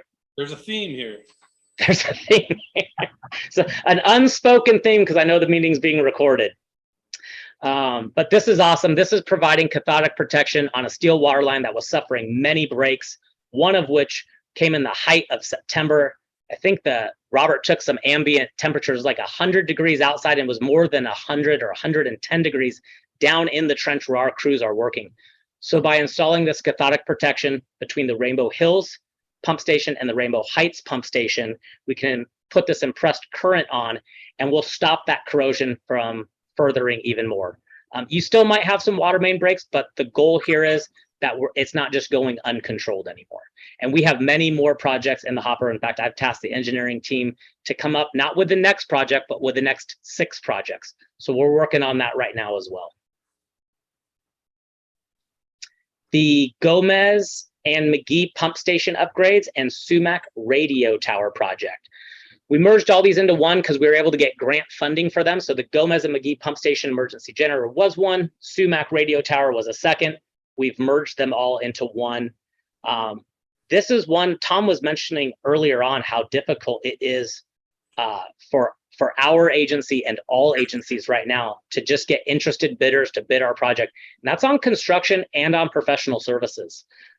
We are courting contractors and engineering firms and right-of-way firms to want to bid our work and to bid our work. The first time the Sumac radio tower project went out for bid, we got 0 results. So again, we've worked with Alfred and his team to try and restructure the bidding process. We're currently back out on the street for bidding again. And we even tried pursuing the path of declaring an emergency, and we couldn't get a contractor to commit to that. So we're thinking outside the box. We're throwing everything out the wall to see what sticks and going from there. What you're looking at on your screen here is one of 2 emergency generators that was delivered. If the board recalls, we actually had to pay Kohler additional money because of the supply chain issues, cost of fuel and shipping and all of that. They said in their 100 years of business, it was the first time they'd ever had to ask their customers for a fee increase. And if we didn't agree to that, then the order was going to be canceled. It was a relatively nominal fee. And so of course we wanted this generator. So they're here, we're in design, and we are the Sumac radio. It was all done under the grant, but that's being awarded separately. So we're in design on this and going to be awarding this. So more to come on these. Again, critical infrastructure. The second generator still hasn't arrived. It has been postponed 2, maybe 3 times so far, but we've been told multiple times it's on schedule for mid to late July. So fingers crossed the second one arrives. The manual transfer switch project. Again, all divisions. This picture truly does not do this justice. The picture I wanted to show is what the electricians and technicians, the suit that they have to wear when they are working on electrical that does not have a manual transfer switch or an automatic transfer switch, was even more preferred. So when the power goes off, it automatically kicks on. In this case, what we have currently at a lot of the facilities is hard wiring, it's live wiring. And when the power goes out, or they just need to take it offline to do some maintenance on it, they physically have to throw that breaker, rewire everything, hook up the emergency generator, and go on. It is a dangerous situation that we want to avoid as often as possible. So by installing these manual transfer switches, you can envision when you plug in a trailer to your pickup truck, that's all this is. We pull up the generator, the electrical panel has it, and it's plug and play, turn on the generator, walk away. Much, much safer. Working with Ahmed and his group on this one, it's ongoing and still going. And when this is done, I will be very happy to know that the electricians no longer have to throw that live power. This is the Sarah Ann Drive, line 400A, and the Fallbrook Oaks Force Main. This was 2 projects. They were completely independent of each other. And in our quarterly meetings with operations, I don't know where the light bulb came on. I'll give credit to the operations side of the house on this one. Could we possibly merge this project?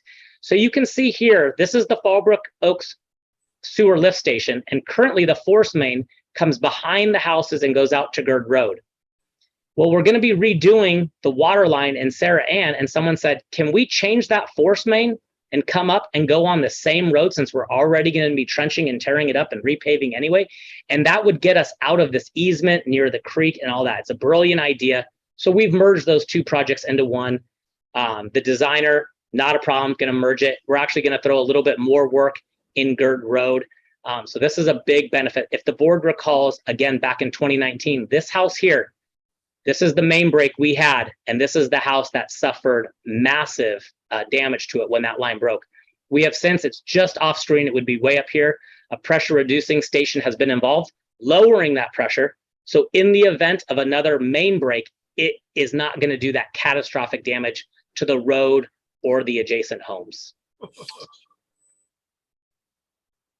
The Rice Canyon Tank Pipeline underway right now. You can see the Rice Canyon Tank up here. The red is the project that the district is currently working on. This is through an agreement with Tri-Point Homes, and Cass Arietta is the contractor. So we pay Tri-Point Homes, they pay the contractor. It's kind of a funky thing. It's actually, I was very reluctant about this agreement going into it, just because if we get into a change order situation or the progress payments, all this stuff. But to my surprise, and I'm happy to say so, I'm glad I was wrong. It's been working very, very well. There's another segment down here where this red stops. There's a blue line that comes farther down in track and then continues. And that is being done by Tri-Point Homes under a separate contract with Marietta Land Development. So we're on schedule. We're on budget on this project. We have had quite a few change orders. Again, we talked about the amount of rock we hit coming down here. We had the gnat catcher for the first time in 10 years. That was a lot of monitoring. We ended up having to erect sound walls for that. So unfortunately, we have had a lot of change orders on this, but I am pleased to say all the pipe is in the ground. We're working up here at the tank site right now, and then we're working on the pressure reducing station. So all in all, a really successful project. Lift Station 1 replacement. This is our biggest project we have going right now. This is a little over $15 million in overall budget. It's spread out over multiple fiscal years. If you drive down there on Highway 76 and Thoroughbred, this looks like I took this shot more than a year ago. And I say I took the shot. I did not take this picture, but significant progress has been made out there. We had just a couple months ago a safety recognition luncheon. This is one of those projects where Carlene and her team are working on getting district its new insurance company. They actually sent out former inspectors and construction managers and contractors and all these different people from these different backgrounds. And their job is to go out and just pick apart what they see. And they go to active project sites. They went to the Rainbow Heights pump station after it was completed, and they made some great recommendations for us. But on this one, I happened to be walking through the ops bullpen, and Charmaine says, here's the guy you want to talk to. And there's these 3 people I'd never met before. And I see their badges at the right. I'm like, oh, anytime someone says that, I never get good news at my job. And they said, we just have to tell you, we tried. We sat on this job site looking for anything we could find to write you up on, and we could not find a thing. And that is a huge testament to not only the engineering department, but our construction manager, Valley CM, and our contractor, JW Fowler. When people's job is to go out there and find something wrong on an active job site and can't find a thing and instead give us kudos, it's a first for me, and I hope it's one of many to come. So we are well underway. I believe we're probably at about 45-ish% complete right now. The pressure reducing stations, if the board recalls way back when, this was actually awarded to an outside contracting firm. It did not go well. We cut that firm loose. In the process of going out to rebid it, the operations department came to us and said, we think we could do this in-house. In fact, we would like to do this in-house. This is like when your friend offers to pick up the tab at dinner. You don't ask twice. We just gave it to Robert and his team, and they have been doing a phenomenal job. This picture happens to be a close-up, but Director Stewart, you could attest, we did one just outside your neighborhood. We had several meetings prior to you coming on the board.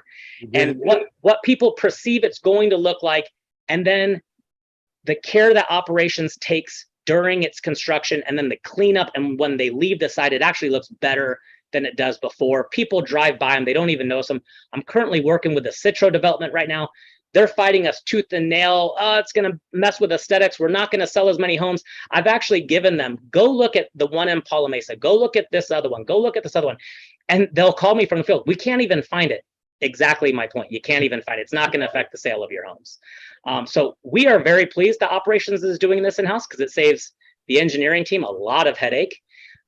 Because when they come to us, they just come to us with a question that we can offer. And they've been able, on the Paula Mesa golf course, it was our own crews who looked at and said, I think there's a better location for this. A contractor doesn't have that institutional knowledge to have that wherewithal to even bring a question like that up. So this has been very well. Currently I think we ordered 10 to begin with. We've installed roughly 5, And in future years, you'll see in the budgets, we'll buy some and then we'll spend the next year installing, and we're just going to keep playing that leapfrog game until that cathodic protection and this pressure reduction is done district wide. Great. Facility maintenance project. This is the project. The company used to be called Suez. They just got bought. I have my notes right here. Veolia. Thank you, Tom. So this is district wide. This is on all tanks.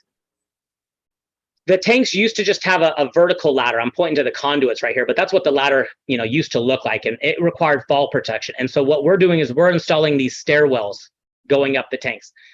They don't all look exactly like this. They don't all have this many landings. This depends on the height of the tank, and they're not all getting this security cage. This was done on a case-by-case analysis with both safety and operations, and where it was deemed necessary, we installed these safety cages. You'll see that these conduits now come up in a centralized location, and then this is looking at the top. So as they come up here, now here's the upper view.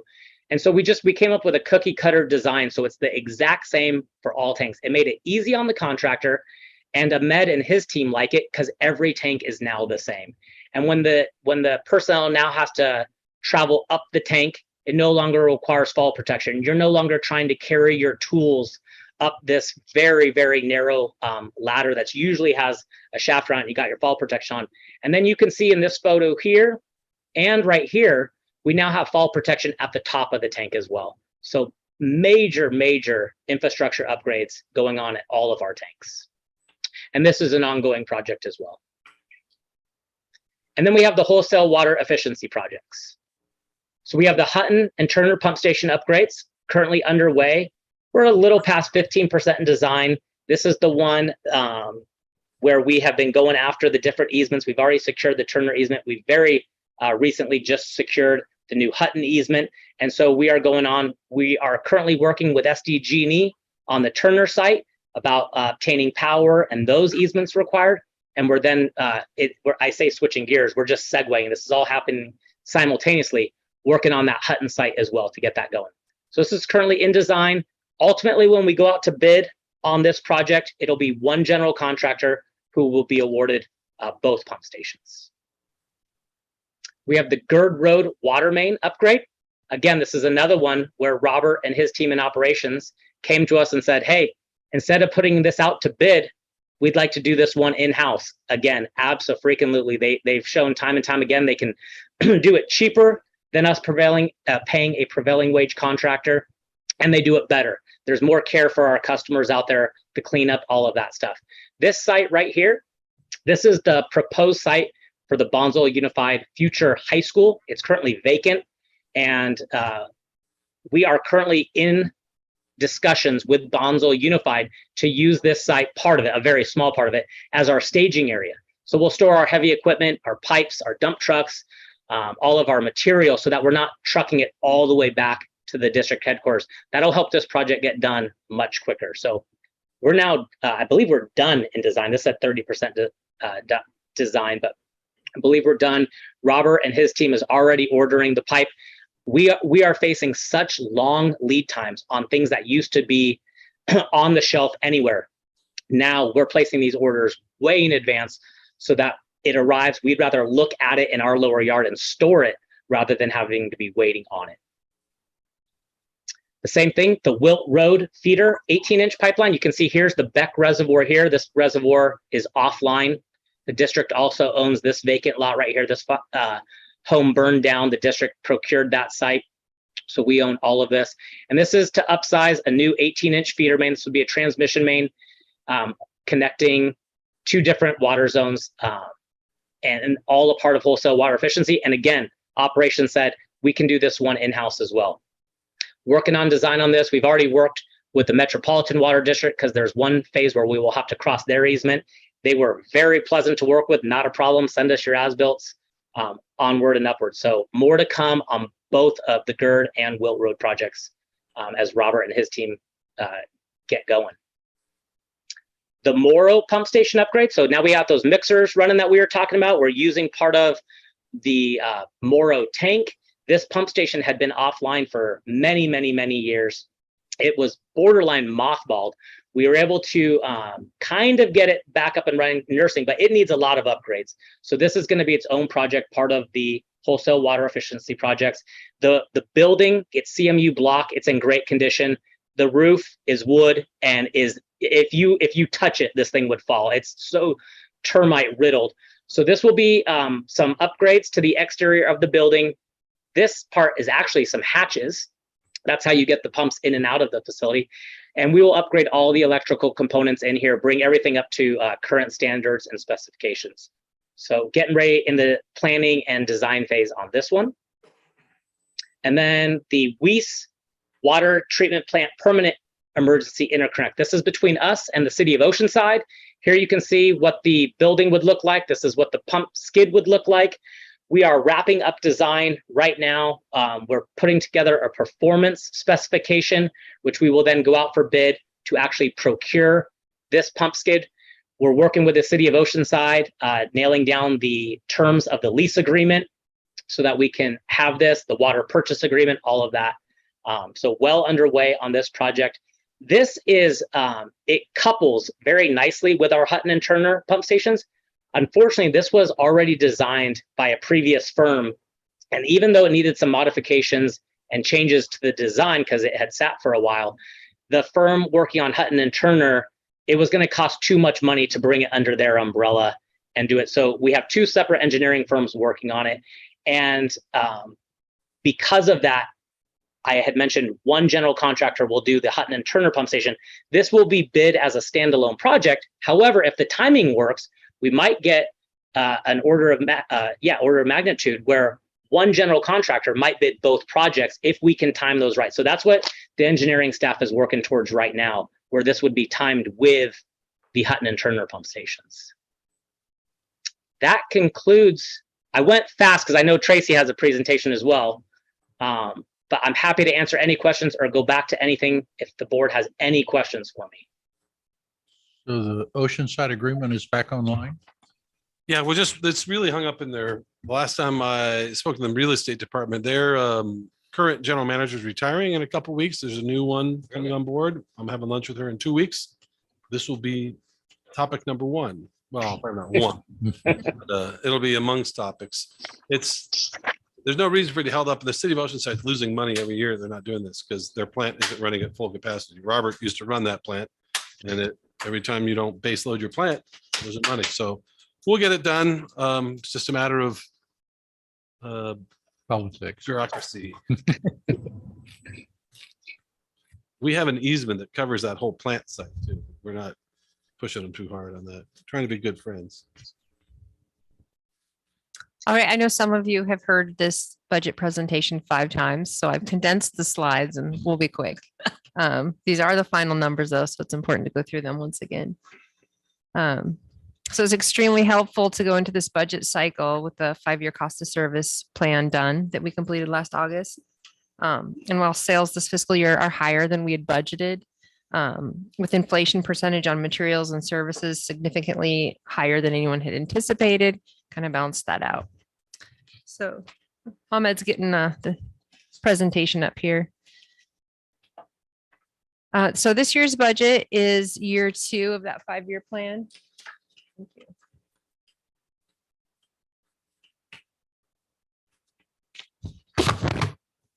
You, Ahmed? I love this picture. I know it's fun. I tried to cut ringers out of the background.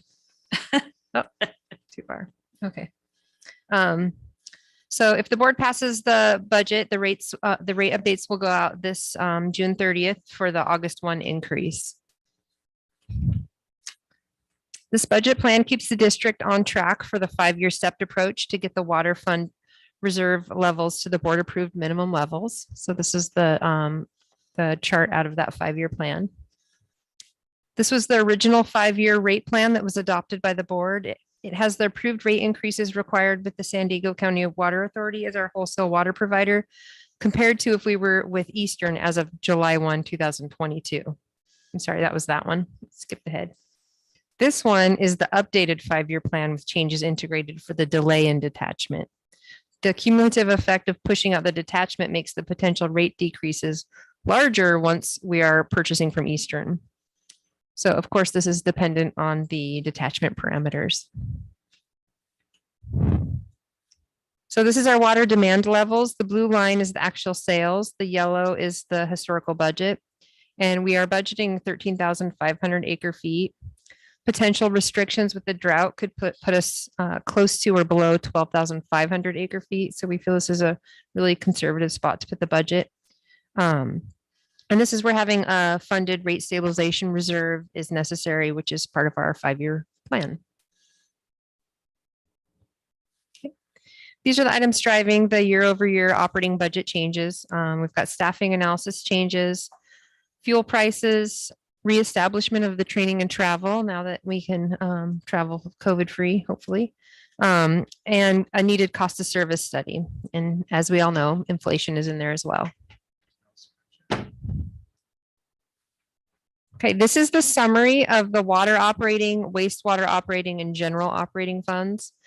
The 4 million for the water operating net income will fund the capital plan and maintenance of minimum board approved reserve levels. The $500,000 loss in wastewater will need to be resolved with a cost of service study and a mid-year rate increase likely resulting from that.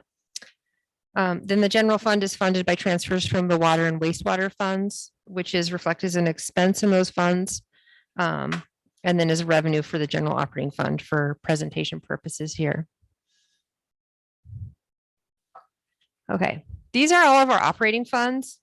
And these are our projections for just fiscal year 23. There's a column for each of the different operating funds. And these operating funds are maintaining a balance of 2 months of operating expenses, less the cost of water. Now we're going to review that this year to see if that's an adequate reserve level, but that's where the admin code has it set right now.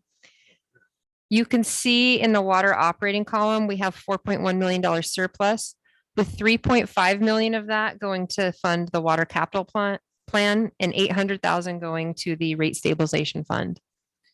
Wastewater needs to have the cost of service study and rate increase by mid-year. The rate stabilization column, you can see there, it's to be funded at 10% of the annual water revenues. We should have that back up to the funding level by fiscal year 26. And then the new water sources fund sets aside funds to study and acquire alternate water sources for the purpose of reducing the district's reliance on imported water. So that's where we're using funds for that San Luis Rey imported return flow project. And then finally, the debt service fund is just reserve amounts required for each of the debt instruments. Okay, our capital budget section. So the capital plan is funded by transfers from the operating fund. I just showed you that 3.5 million plan transfer, forecasted capacity fees, and the wholesale water efficiency loan. We don't have any grant projections in there yet, but we do hope to have some of those before the year end. So the fiscal year 23 combined water and wastewater capital budget is 18.2 million without the wholesale water efficiency projects, which are budgeted over a 2-year period. The engineering team has spent 13.5 million on capital projects for fiscal year 22 as of today, and we haven't completed posting for May and June yet. So I don't have that on the slide, but that was 13.5 million spent, which is quite an improvement over some of the past years. Good job, Chad. Okay, this is the 5-year water capital plan. So this goes out 5 years with our projected fund balances. It's primarily supported by rate revenue and those transfers from the operating budget or from the operating fund. And the plan is also funded with capacity fees. Years 1 and 2 include capacity fees from Citro and Bonsall Oaks. Years 3 through 5 are based on future projects, including Ocean Breeze, Campus Park West, and the next phase of Bonsall Oaks. So as we get into year 2 of the capital project plan, projects and contracts will be approved based on the status of these developments and that which could be affected by the housing economy. So we'll be keeping an eye on that. This is the 5-year wastewater plan. You can see that we have mainly just the lift station 1 budgeted in here in year 1 and 2 to be finished up, and then everything else is pushed out until funding can be determined after that cost of service study. So that was our condensed summary of everything we've been going over with the board and the committees for the last 3 months. Staff is asking the board to approve was resolution 22-14, adopting the fiscal year 22-23 operating and capital budget in its present form. Thank you. Any questions?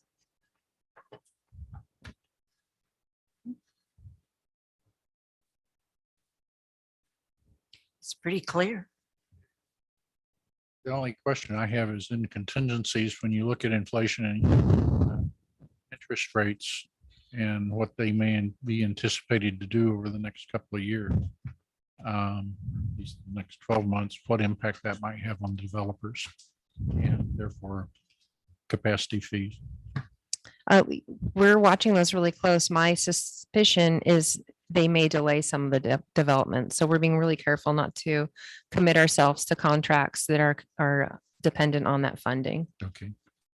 And I think one of the most important things the board has done over the last 4 or 5 years is to have actual money come from our revenues into CIP, because before we were pretty much all waiting for those development projects to come. I know Pete, who's on our budget finance committee, saw it all from, he's been on the committee. How long has Pete been on the committee, Don? Like 10, 12 years, something like that? Yeah, but I think that's the most important thing, is that we have some funds coming in now with our grants person. We're going to try to get some additional grant funding, or at least low interest loan. What interest rates will happen? I know that moving as we did to get the loan earlier, Yeah. paid off in spades. We're already a full point above where we were when we did that.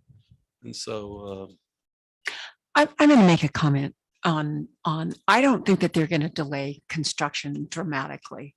And why do I say that? Because even though the costs are up, they're nowhere near historic highs. I mean, they're actually coming back to a normal 5 to 6 range. right. And I'm not seeing overbidding and I'm not seeing craziness. But I can tell you, like I've now got 6 offers sitting on my table waiting, because I go through them and then I present a synopsis. I hear there's a lot of And cash too. the cash offers are golden. 5% down offers are not. But I just don't see the developers slowing down dramatically. I hope because we are such a shortage of housing in California. Yeah. Across the board. And frankly, unless you're going to do infill projects, North County is the only place to build. Otherwise, you're going to go to Riverside County. Yeah, I think the ones that are in the pipeline, like Bonzel Oaks, they're already pushing dirt out there. Exactly. The Ocean Breeze, they're approved. I think they're ready to go. And they've got the money to do it. Right. So we're pretty confident in those ones. There's some other more And they're speculative also ones that we're. in a price range where most people are not going to be as dramatically impacted by the rates. Yeah. And the thing is that we're going to see less custom building on bigger lots here, because if you start looking at fire insurance, I've had several of my clients say, I don't know what I'm going to do. They want $25,000 a year for my fire insurance. And I'm not talking dramatic mansions. I'm talking 3,800 square foot ranches. Everybody I've talked to in my area has been canceled. Yeah. Scrambling to. And the high risk pool is very difficult to get into now. You can't even get into anybody to talk to them.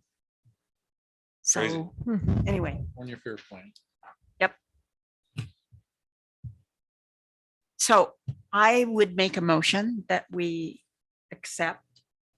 Where am I? 22-14, option 1. Is there an option on it or?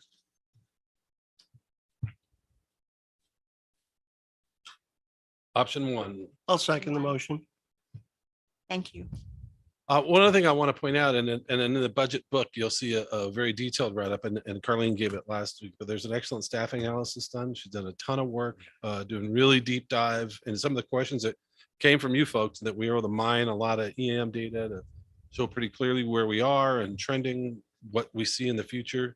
And I think that she's done a great job putting together a really detailed report, which shows there's slides in the action letter, but a full document is in the board, the budget book. Yeah, she presented it last month. Right. And so really great stuff. Good work Excellent. all the way around. So we have a motion for option one by Director Moss, seconded by Director Gasca. All those in favor? Aye. All those opposed? Motion carries unanimously. Item number 22, discussion and possible action to approve resolution 22-16, a resolution of the Board of Directors of Rainbow Municipal Water District establishing classifications and monthly pay ranges for our district employees and general manager effective July 1st, 2022 through June 30th, 2023. Any discussion? Okay, so this is in order to comply with the MOUs the district has in place with the 3 bargaining units. The MOUs require an adjustment to the pay grade schedule for all positions in accordance with the 12-month change in CPI most recently published. That is for May 2022, and it was an 8.3% CPI increase. So if the board will remember, in the last MOUs, we essentially divorced the COLAs, the base pay increases for the staff, from the pay grade structure. So even though the pay grade will be moving 8.3%, the COLAs are capped at 1.5% for staff. There's only one staff member who needs to move up higher than 1.5% in order to remain in what his new grade will be. It's a newer hire that was at a lower part of the pay grade. So the movement of the minimums and maximums of each pay grade would be 8.3% in order to comply with the MOUs. The board is being presented with a draft A and draft B of this resolution. Draft A only includes the 8.3% increase in accordance with the MOUs. Draft B also includes some additional titles that are in order to implement the recommendations from the staffing analysis that was included in the budget that the board just approved. So those changes would include the addition of 2 series titles, Human Resources Specialist 1 and 2, which would replace the part-time Human Resources Assistant. And it includes an analyst series, which would be an administrative analyst 1 and 2, and then a management analyst as the most senior of that series. And then it would reclassify the senior accountant as a individual contributor position with no direct reports. Currently, there's 1 direct report for the senior accountant, so that would put that position 1 pay grade lower based on the market analysis that I did. And then we would reclassify the incumbent for that position as accounting supervisor in the same pay grade that that person is currently in. And again, that's according to the most recent market analysis that I did based on July 1st effective dates for the comparator agency. So the recommendation is for option 2, the Yes. draft B, to do those housekeeping adjustments, titles and ranges, and also approve the shift of the pay rate, the pay ranges in accordance with the MOU. Any additional discussion? Yes. Just pay rate, right? That means starting pay for each position through the top. through the top. Correct. Typically, how long those ranges stay? There, Oh. so in years, it varies because employees progress through the range based upon what their merit increases are based on their performance evaluation. So a successful employee would, if they got successful for all 5 performance rating categories, would get a 2%. If someone got a perfect score, essentially the highest rating possible would be 6%. Most employees are somewhere, in between those 2 points. So the amount of time it takes to progress from the low end to the high end depends on the cumulative impact of those. How wide are the ranges too? They're 40%. 40%. Yeah, are the So- distance between the low end So and the that high. rate, that 40% is increasing. Like, It's just. No, shift. they're saying Bottom 40, range. the whole thing if is they're just at- moving. if They're at the 4th level or something, that 4th level. And each of the levels. Right. So because this is increasing by a greater amount than the COLA and by a greater amount than the average merit increase, that means that an employee who's currently in in the fourth quartile of their pay grade right now could now suddenly be in the third quartile. Employees who were at the maxed out or at Y rated in their pay grade and only eligible for lump sum will now be eligible for base pay increases up until they catch up with the actual pay grade. Can you come up to your mic? They can't hear you online. Thank you. Have you done an overall projection of how this is going to affect the gross payroll for the district in the coming year? Well, It's in the well, budget. It is in the. it Yeah, is in the budget. not familiar with the overall number though. So, well, we have the 1.5% COLA, and then the average Yes. merit increase would be somewhere between 3.5% and 4%. Okay. And so previously we had about half the staff that was Y rated and getting lump sum increase.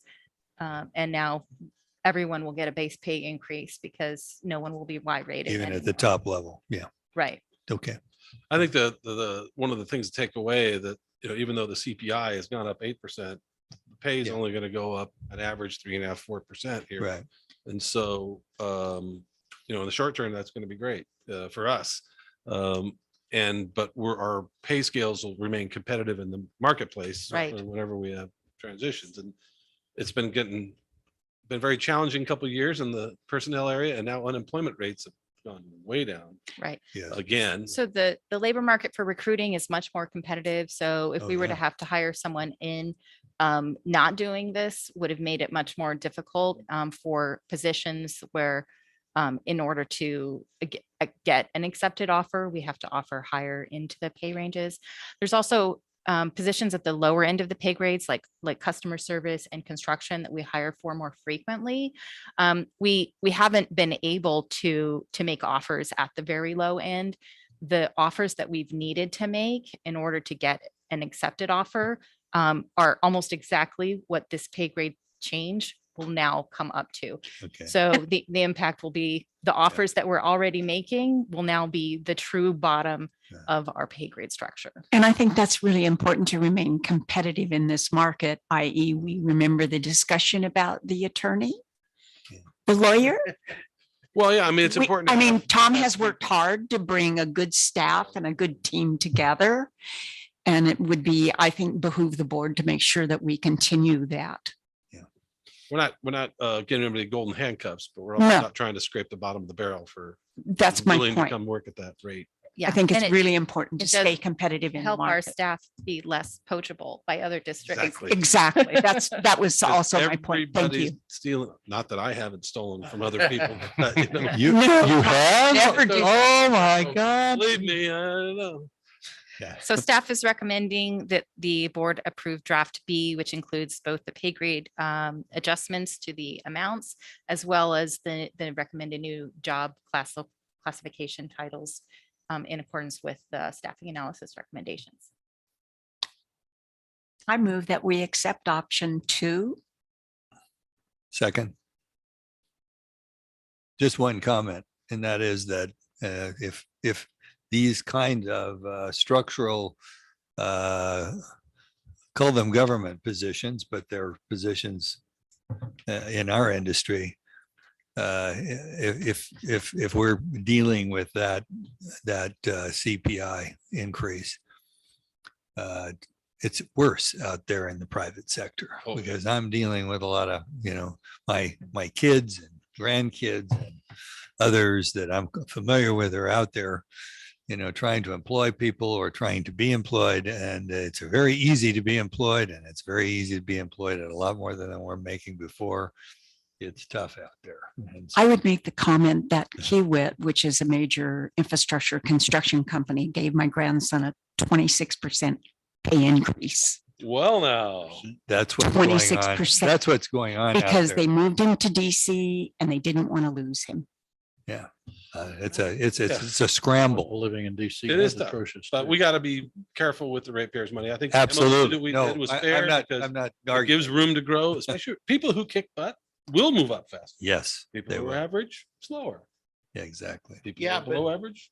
But the thing to keep in mind, though, is that Hmm. the inflation that is being created Yeah. regardless of the fact that they may be getting a decent wage, okay, that money is buying less. Oh, yeah. So Yes. if the inflation continues the way it is, you know, in a couple of years, we may have to seriously look at giving everybody a bump because the money that they're receiving It's is far not less. they're not able to handle, you know, the necessities of life. A number of Okay. years ago, I went to an agency I used to work at while I was working here to visit, not too long before I hired someone who worked there. And I told the board, is you take care of your employees or someone else will. And I think that if we get this thing, hey, we've got this great MOU, it's 5 years, you guys are capped, and we dance around while inflation goes crazy for a Crazy. while, Exactly. that'd be a poor long-term strategy on our Yeah. part.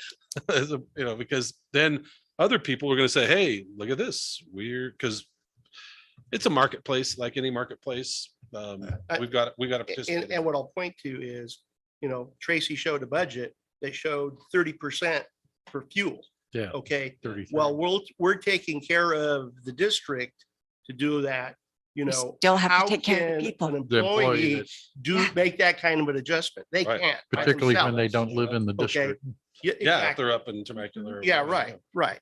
So we have to be cognizant of those kind of We do indeed. issues and realize at some point we may have to take action to retain the Right. employees. We have a motion to adopt option 2 by Director Moss, seconded by Director Stewart. Any further discussion? All those in favor? Aye. All those opposed? The motion passes unanimously. Do we want to take, I do have one question before you, why did we jump from 22-14 to 22-16? because 22-15 was fictitious. No. It was a, I go- didn't it was a have to guess. ghost. It will appear next month. It was the order of the items that they need to be on the agenda. That's how I issued them out to everybody. And then I had to put them in the order they need to be on the agenda. So, Okay, so 15 somewhere around? oh yeah. Okay. Thank you. That's all. Do We we didn't want, lose. do we want to take a break before we continue on, or do you want to plow on? There's such a good news one right now. I was looking forward to it, but your guys' call. I don't know. Anybody here? I'm good. All right. Okay. You had your opportunity. I may Right. need another Coke. Discussion of possible action to approve resolution 20-17, a resolution of the Board of Directors of the Rainbow Municipal Water District consenting to enter the joint protection programs of the Association of California Water Agencies Joint Powers Insurance Authority. Carlene. Okay, so the bottom line of this one is that staff has secured an offer of coverage, which has been approved by the Board of Directors of Aqua JPIA that would save the district approximately $234,000 in costs for the 2022-23 fiscal year, plus an estimated $130,000 in direct claims costs because we will no longer have a $100,000 deductible for a total estimated savings of $364,000. Wow. Again, that is an Awesome estimate, Yeah. but to cover the history, the district has been covered by SDRMA since 2005, when we left Aqua JPIA previously. Asked to leave. We were asked to leave. Shown the door. And when we made the change, we did so with a $100,000 deductible in liability insurance. Since 2005, both the board and staff have worked to mitigate a lot of the district's risk and exposure by investing in capital improvement projects, including things like covering the reservoir, placing back out of service, funding pipeline replacement and rehabilitation projects, installing pressure reducing stations so that the impact of mainline breaks like on Sarah Ann is less dramatic, and implementing good housekeeping operations procedures, and weed abatement best practices. I think board governance is a big part of it too. Yeah. So we've had significant rate increases from SDRMA for the third consecutive year. 2020 was the first year that it was a dramatic increase of 40%. 21, we saw a 72% quote, and the board made the decision to lower our liability limits from 10 million to 5 in order to mitigate that increase down to about 40%. And then even though we did give SDRMA a notice of intent to leave as a member agency in June of 2021, they did provide us with a rate estimate for this year in case we couldn't secure other coverage and needed to stay with them. And that estimated range was between $581,000 and $613,000 is what our rates would have been.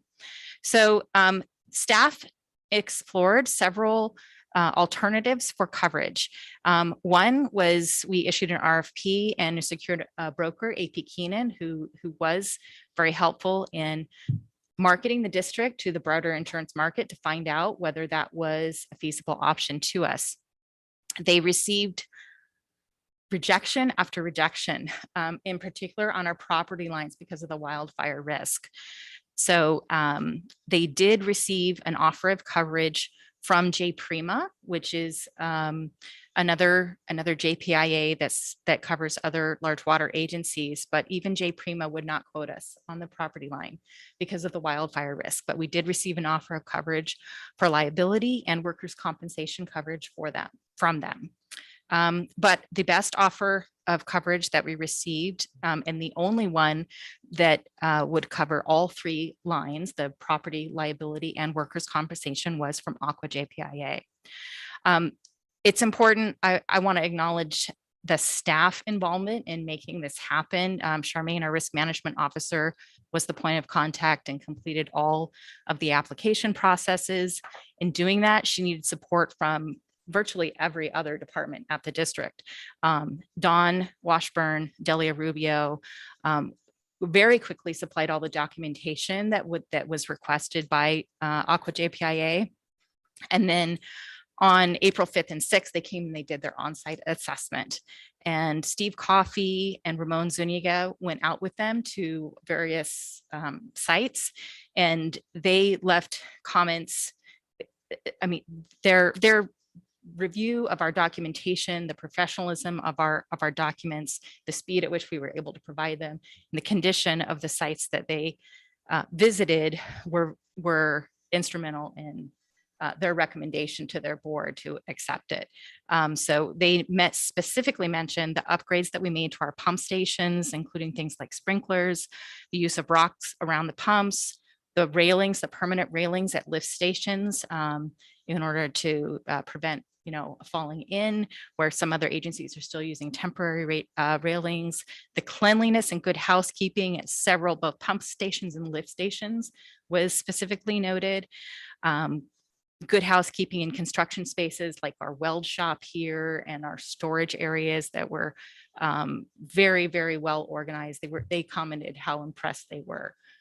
So essentially, we've gone from an agency that they dropped to an agency that they said that they wanted to use as an example of best practices to some of their other members.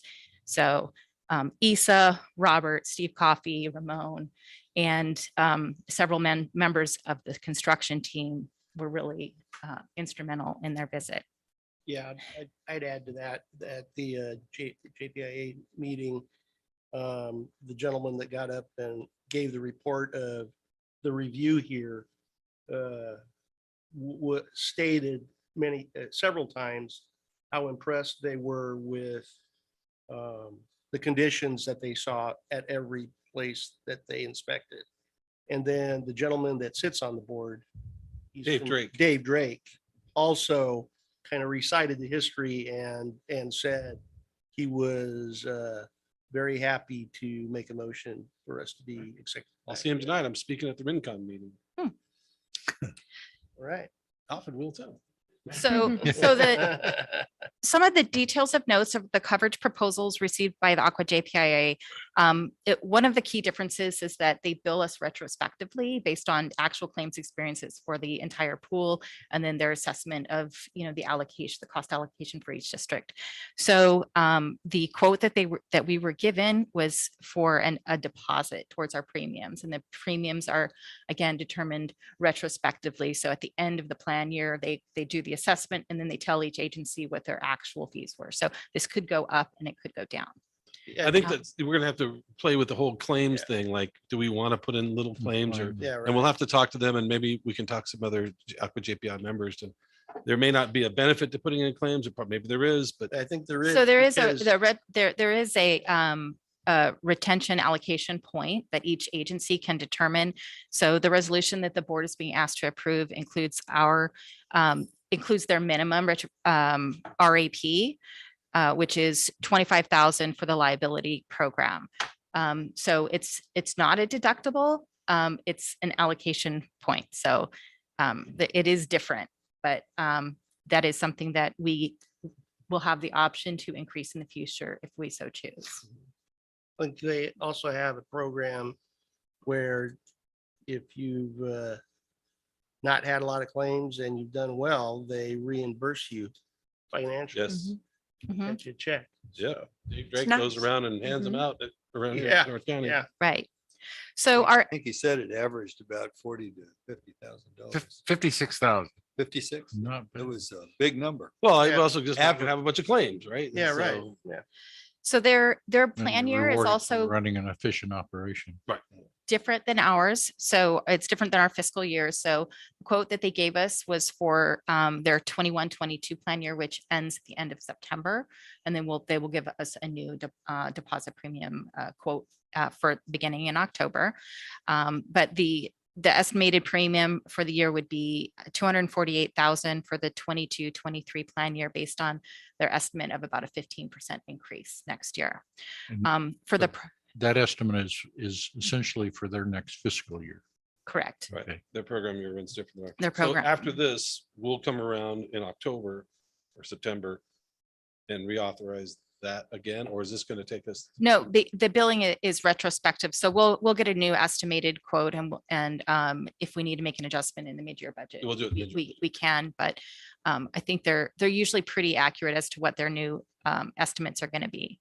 For the property coverage proposal, the total premiums would be just over 106,000 for the plan year, including adding coverage for 2 new lift stations and the water tanks that were not previously covered under our previous plan. That was news to deal. some staff Yeah, our members. steel but tanks weren't even included. yeah, I think at some Wow. point in the Oh, point, yeah, the board really? had decided that it was too costly to cover them and had made a choice to just. Not much sent- happens to steel tanks. I've seen them go through fires before, so. But this quote would be covering those property items. And then for the workers' compensation coverage proposal, this was more competitive than the one that we received from J Prima.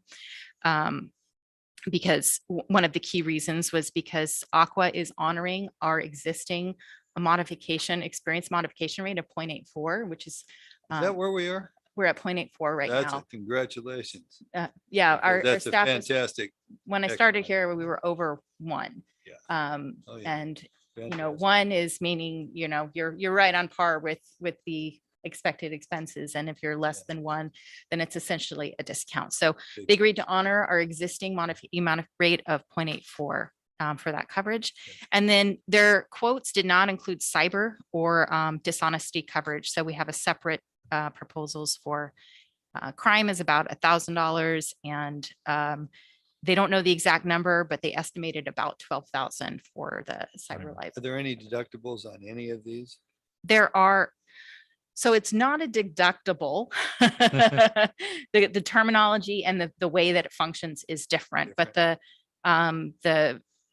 retrospective allocation point is the closest thing to a deductible. Okay. So for SCRMA, we had $100,000 deductible for liability. The J Prima quote that we got was for, the coverage amount would have been $308,000 for the year with a $50,000 deductible, and Aqua's was $248,000 with a 0 deductible. So quite better. Again, property, they were the only one willing to quote us at all on property. And so the total comparison would be approximately 492,000 for the year, compared to all the lines combined with SDRMA would have been 726,000 for the year. And no deduct. Plus the Been a long deductible. road, but it's a Correct. big win to Yeah, get we got back. in. I know. I'm very grateful that we got in. I was afraid that we might not, but I'm all really the board's investment willingness to invest in all of these changes over the past Yep. 15 years.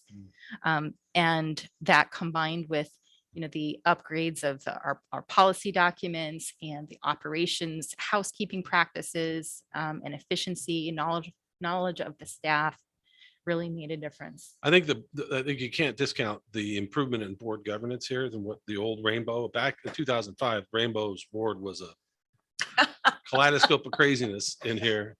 And a couple years ago, when Aqua was in San Diego, they had the golf tournament in Escondido on a Sunday.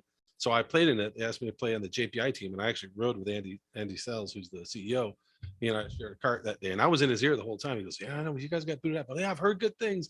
What he had heard about is that the board governance had changed at his level. That's what they hear, and all those little things add up. And then when the boots on the ground get here to do the actual inspection, that's when the work of all the other folks that are here, all our staff, Charmaine, really blew them away, because an inspection here got us booted out, an inspection here brought us back in. But if the board hadn't prepped the groundwork for people like David Drake to have witnessed with their own eyes the transformation, I don't think it would have made much difference. If it was still the same board yelling and screaming at each other and recalls and all that stuff going on, they probably say, "Yeah, we're good." Also, what Andy told us that one evening, the last night of the conference, that they were very impressed with the employees from Rainbow, because I guess you go there for training, and whoever the gentleman that does the training went there, and he said he was blown away how good our employees were. And he goes, that was a very big part. We're the too. Lake Wobegon of water district. All our employees are above average. And our ladies are That's good. beautiful. I'll explain that to you guys later who never listened to Prairie Hill Companion. I don't have any idea what you're talking What is he about. talking about? Lake Wobegon. What is he talking about? Good old Garrison. So staff is recommending that the board approve resolution 1217, which will allow staff to take the actions necessary to secure coverage effective July 1st with Aqua JPIA. I'm confused, Okay, and it has to do with 23B, because it looks like we're Yeah. approving a workman's compensation plan here and then saying, no, we're going to self-insure. no, that's not what it is. So Aqua JPIA's program is a self-funded program through Aqua JPIA. And in order to Self-funded. self-fund that program, they need to apply for a certificate of self-insurance for us. And it will be under their name. Currently, we have a certificate of self-insurance through SDRMA. We will need to apply for a new one through Aqua JPIA. Okay. And that was a This little is detail that came to us. So, late so last they week. will become our representative, We and get that that separate. additional resolution No, is about That that. explains to me. It just, I was having a disconnect there that said, Right, because they, we're buying it here, but you're asking for the state to Yeah. say we're going to self-insure. they self-fund their program rather than doing a fully insured program through a major carrier. Okay, thank you. Mhm. Any further discussion? I'd make a motion to approve option 1. I'll second. Director Stewart moves to adopt option 1, seconded by Director Gasca. All those in favor? Aye. Okay. All those opposed? Motion passes unanimously. 23A. President Hamilton, can I bust in for 1 second? Don was just looking at the after Director Gasca's question about 2214, 2215. Appears as a typo, item 11, that resolution should have been 2215. It is 2215.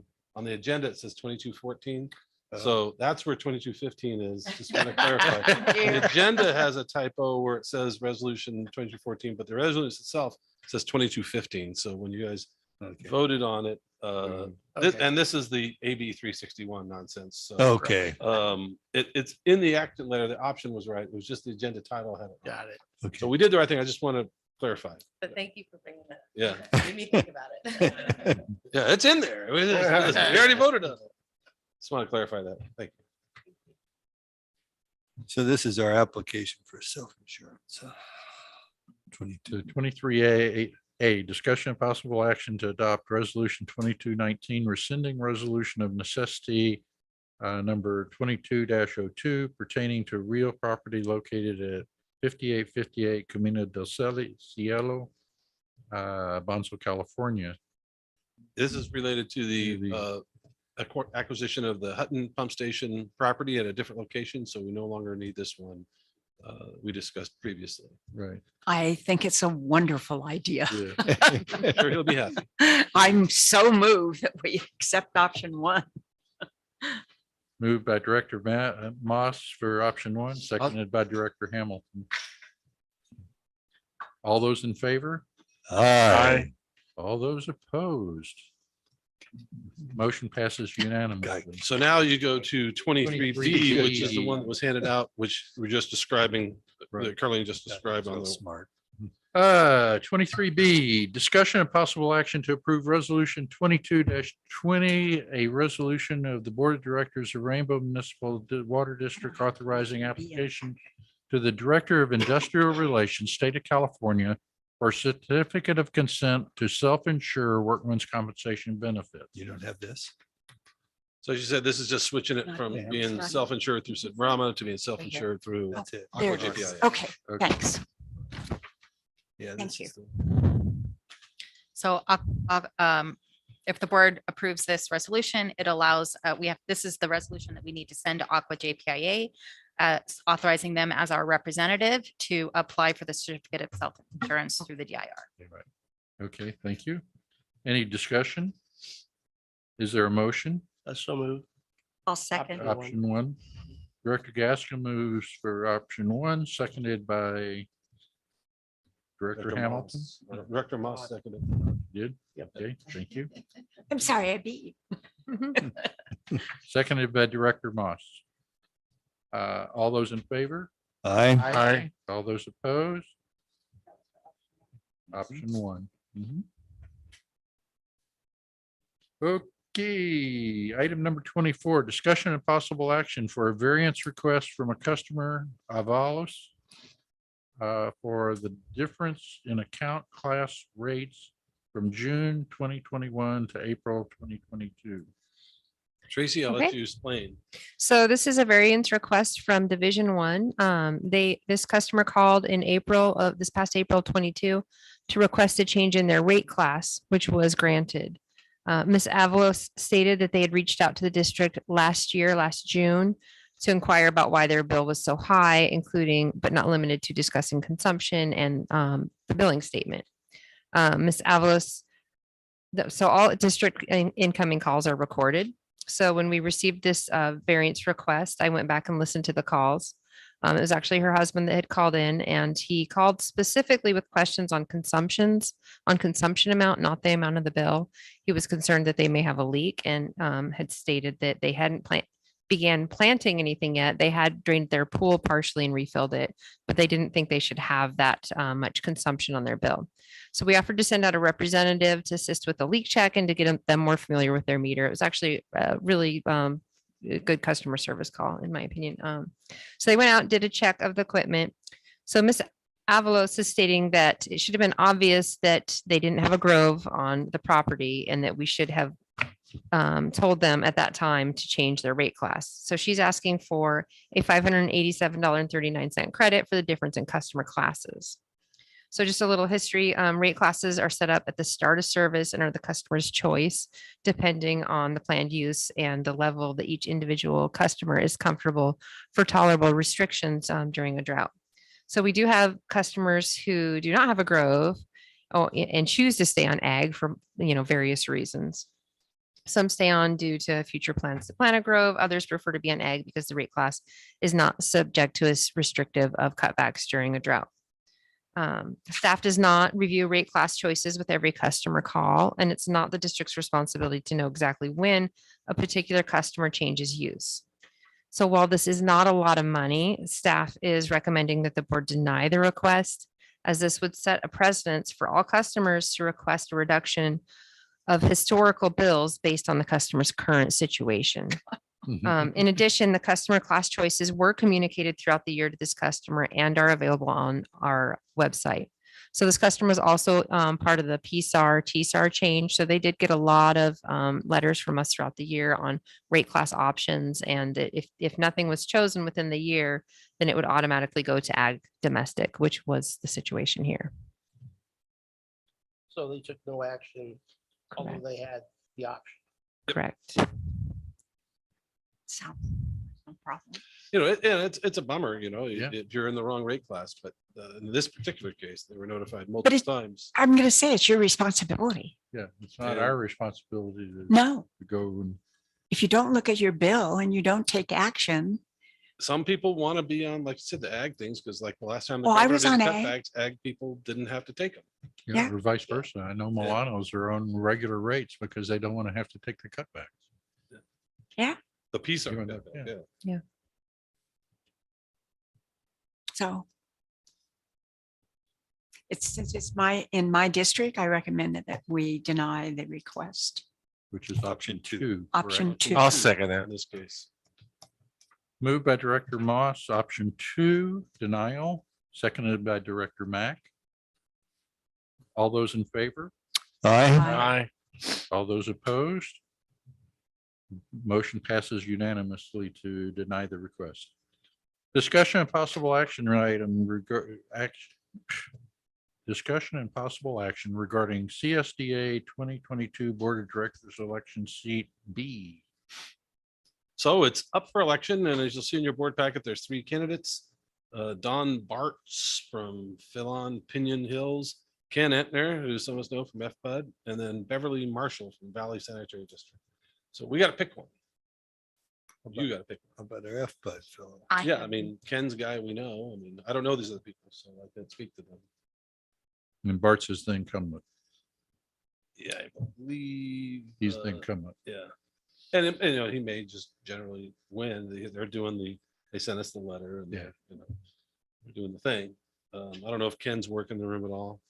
Maybe he's working other rooms, not ours, because he knows us. And we know him, but, I can't speak to whether Mr. Bartz is good or bad at what he does, but I always like to vote. It's just me. Seems to me Ken would be the obvious choice. It is up to you all, but that would be who, if I was checking the boxes, that's the one I would check. All right. On the recommendation of the general manager. No. Becoming a politician. What happened here? Good Well, job. passing the buck.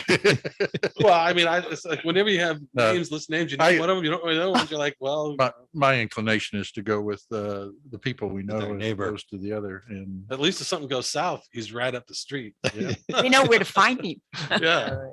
yeah, I It's a long move, drive to I move we vote for Ken. Second. Moved by Director Hamilton, seconded by Director Stewart. Sorry, I'm writing, thinking, to vote for Ken Enter. Enter. All those in favor? Aye. All those opposed? The motion passes unanimously to direct the general manager to cast our vote online for Yep. the FBUD. Don has all the login information and Yep. we'll get it done. Item number 26, board member request for authorizations to attend upcoming meetings, conferences. and Now is the seminars. time. I want to go to that one. Yeah. I don't know if any else want to go to this one. It's The Region 10. Region meeting 10, At Levenheim at Olevenheim. that Meg was describing earlier. I would like to attend that as well. Region 10 meeting. Anybody else? That was Director Moss and Director Stewart. Stewart, yeah. That's a Tuesday. Yeah, 9:30 to 1:30. It's a normal Tuesday. I would like to attend that too. That's in Leavenhain. Yes, I've, yeah. I'll throw my name in the head. Yeah, I will too. 10. All right, if you guys are all going, I might as well too. Oh, boy. Oh, boy. I'm hoping to go, but I'm hoping to be moving my daughter into a new place to live on her own dime up in Oakland. And I'm not sure if I'll be back for this. Nice. I plan on going. That's a big day. Huge day. A new job, our own insurance. Oh. Also, Mr. Hamilton, I want to put in, and I like to go to, it's in November. It's going to be, I think it's Aqua's Fall Conference. That's going to be in Indian Wells. Like, All right, yeah, that one is one of our standard. That's one of the. Why not? pre- But don't you approved still have to ask for it? Not for the No. ones the board authorized, those Oh. main conferences Yeah, we- within the admin. code. That's the CSDA one? CSDA is in August. In August. Aqua's gonna But be you back still- out there at a Oh, the better time of Aqua, year. yeah. But you still have to let Dawn Yeah, yeah, know. yeah. I don't even think the registration's out yet, is it? No. I don't think so. Oh, I haven't looked for it yet, but. if it's yeah, not so out, I don't know about it. How's The that? admin code's been refined, so those recurring events, we don't have to do permission, but anything outside of those, and it's better to get board approval for attendance. I talked to you about just going today. Oh, the right. CSDA one, but I'm going to change it because of the change in my calendar. So I'll go down for the conference. The So- entire CSDA Yeah. annual conference? Okay, Yeah. great. I'm not wanting to go for the whole conference, but I would love to be there for the presentation. Is anybody going to go just for that day? I'll be there. I'm gonna be there the full conference. Yeah, you're going to be at the full What's the conference. date again? August what? 22nd through the 25th. I forget the presentation date. It's August, whatever. That we can't talk And about. I'd go. It's a Monday to Thursday, and it's essentially Monday evening to Thursday noon. And since I'm going in September up to, I just wanna can't. Yeah, I want to I say got that surgery a week before. the luncheon is on, I believe, August 24th. I don't have it in front of me. Yeah, I would like to go to the luncheon if anybody else is going also. I don't want to just drive there by myself. I think that would be you, Director Hamilton. You're the only one that's not going to the whole conference, plus you are going. Right. So if you're going just for the day, then Director Moss will go with you. If you're going to go to the whole conference, then she will not be going either. That I don't know yet.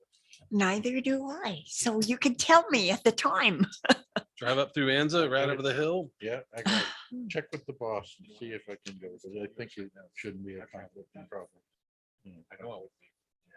So we need a motion Oh, on right, later. the 5 directors attending the January? Aqua this thing. August. Yeah. Yeah. The conversation. We need a- Region 10 meeting. Yeah, we need a motion on that one, and then I will get you registered. could Director go Gaston, full. for the whole conference. Okay. I move we approve that the board of directors at their discretion attend the Aqua Conference.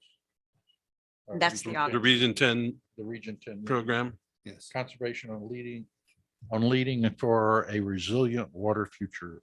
Yes. I'll second the motion.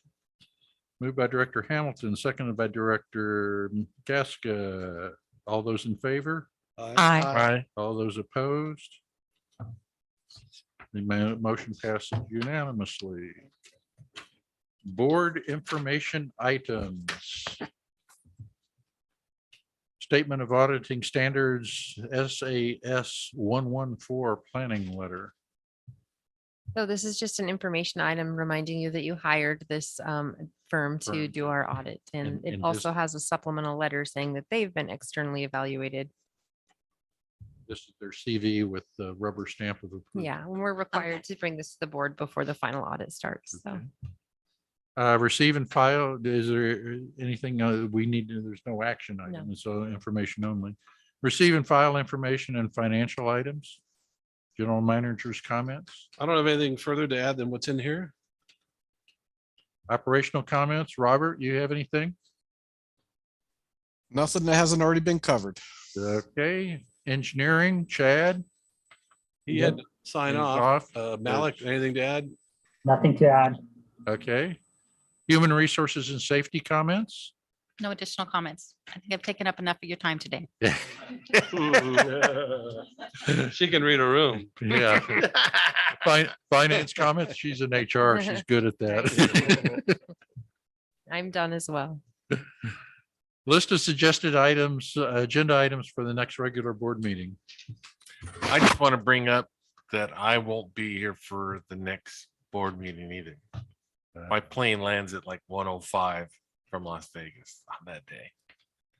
So I won't be. I mean, We'll be one short. Unless I can call in. I'll be back. Well, as long as we have to. I'm planning And on on being the there. 18th, I'll be here. Okay. So it's a possibility Director Mack and Director Hamilton will not participate in the next board meeting. Any topics? But before you go on to that, I probably won't be available for the engineering meeting coming up next week. Oh, okay. Yeah. Is the Aqua Conference on the 22nd to 21st a conflict with our board meeting? No, we moved our board meeting in August in anticipation of that, correct? Correct. We moved our August board meeting is on August 30th to. Oh, avoid Oh, okay. hang on. Dude, Better Don is make way a ahead of note it. of that. Nope, Yeah. I got it. I did it. Yay. That'll probably get me there because I've got surgery just before that, but it's a couple weeks now. Not right on. And when is where is the 22nd November? Yeah, the Of 22nd. November? That one's gonna be in Indian Wells. back in Palm Springs. In, Yeah, but in November. November. no, in November. Yeah, November. It's an And Indian what, Wells. what are, What what are day? the dates on that? Oh, November, looking like it up. 3rd and 4th. So both of them are in the desert? No, November 29th to December 1st. Okay. yeah. The one that Are happened. you Oh. kidding me? Hey, that's nice out there then. Oh, I know. It's Hey, a perfect okay, time to be I'll out. go. I might go out a day earlier and bring golf clubs and play in their tournaments. In the desert out there. That's what I was thinking. I don't know if I'll get to Because stay with I Andy will Sells put again, that but on it my worked calendar. out. That gives me a month in between conferences. I can't do it. I see some GMs fly with golf clubs to conferences. I'm like, I won't do that. I'm driving out to the desert. I go out a day earlier on my own dime. Play golf.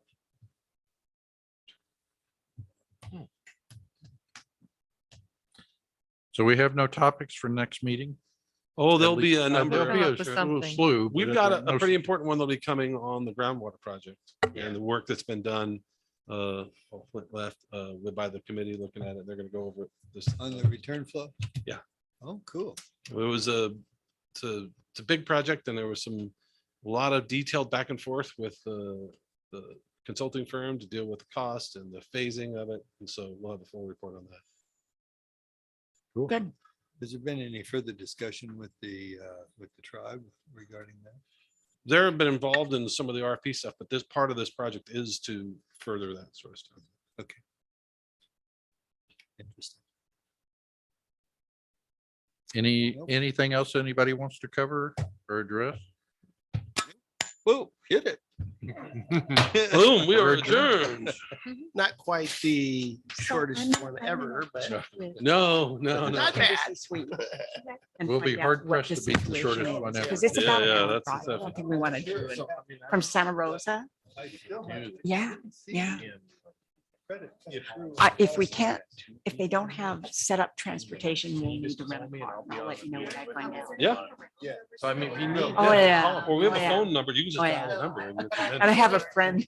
Oh, no, or we just give you a number and you call. Yeah, yeah, call me. I'm like, we're gonna- Well,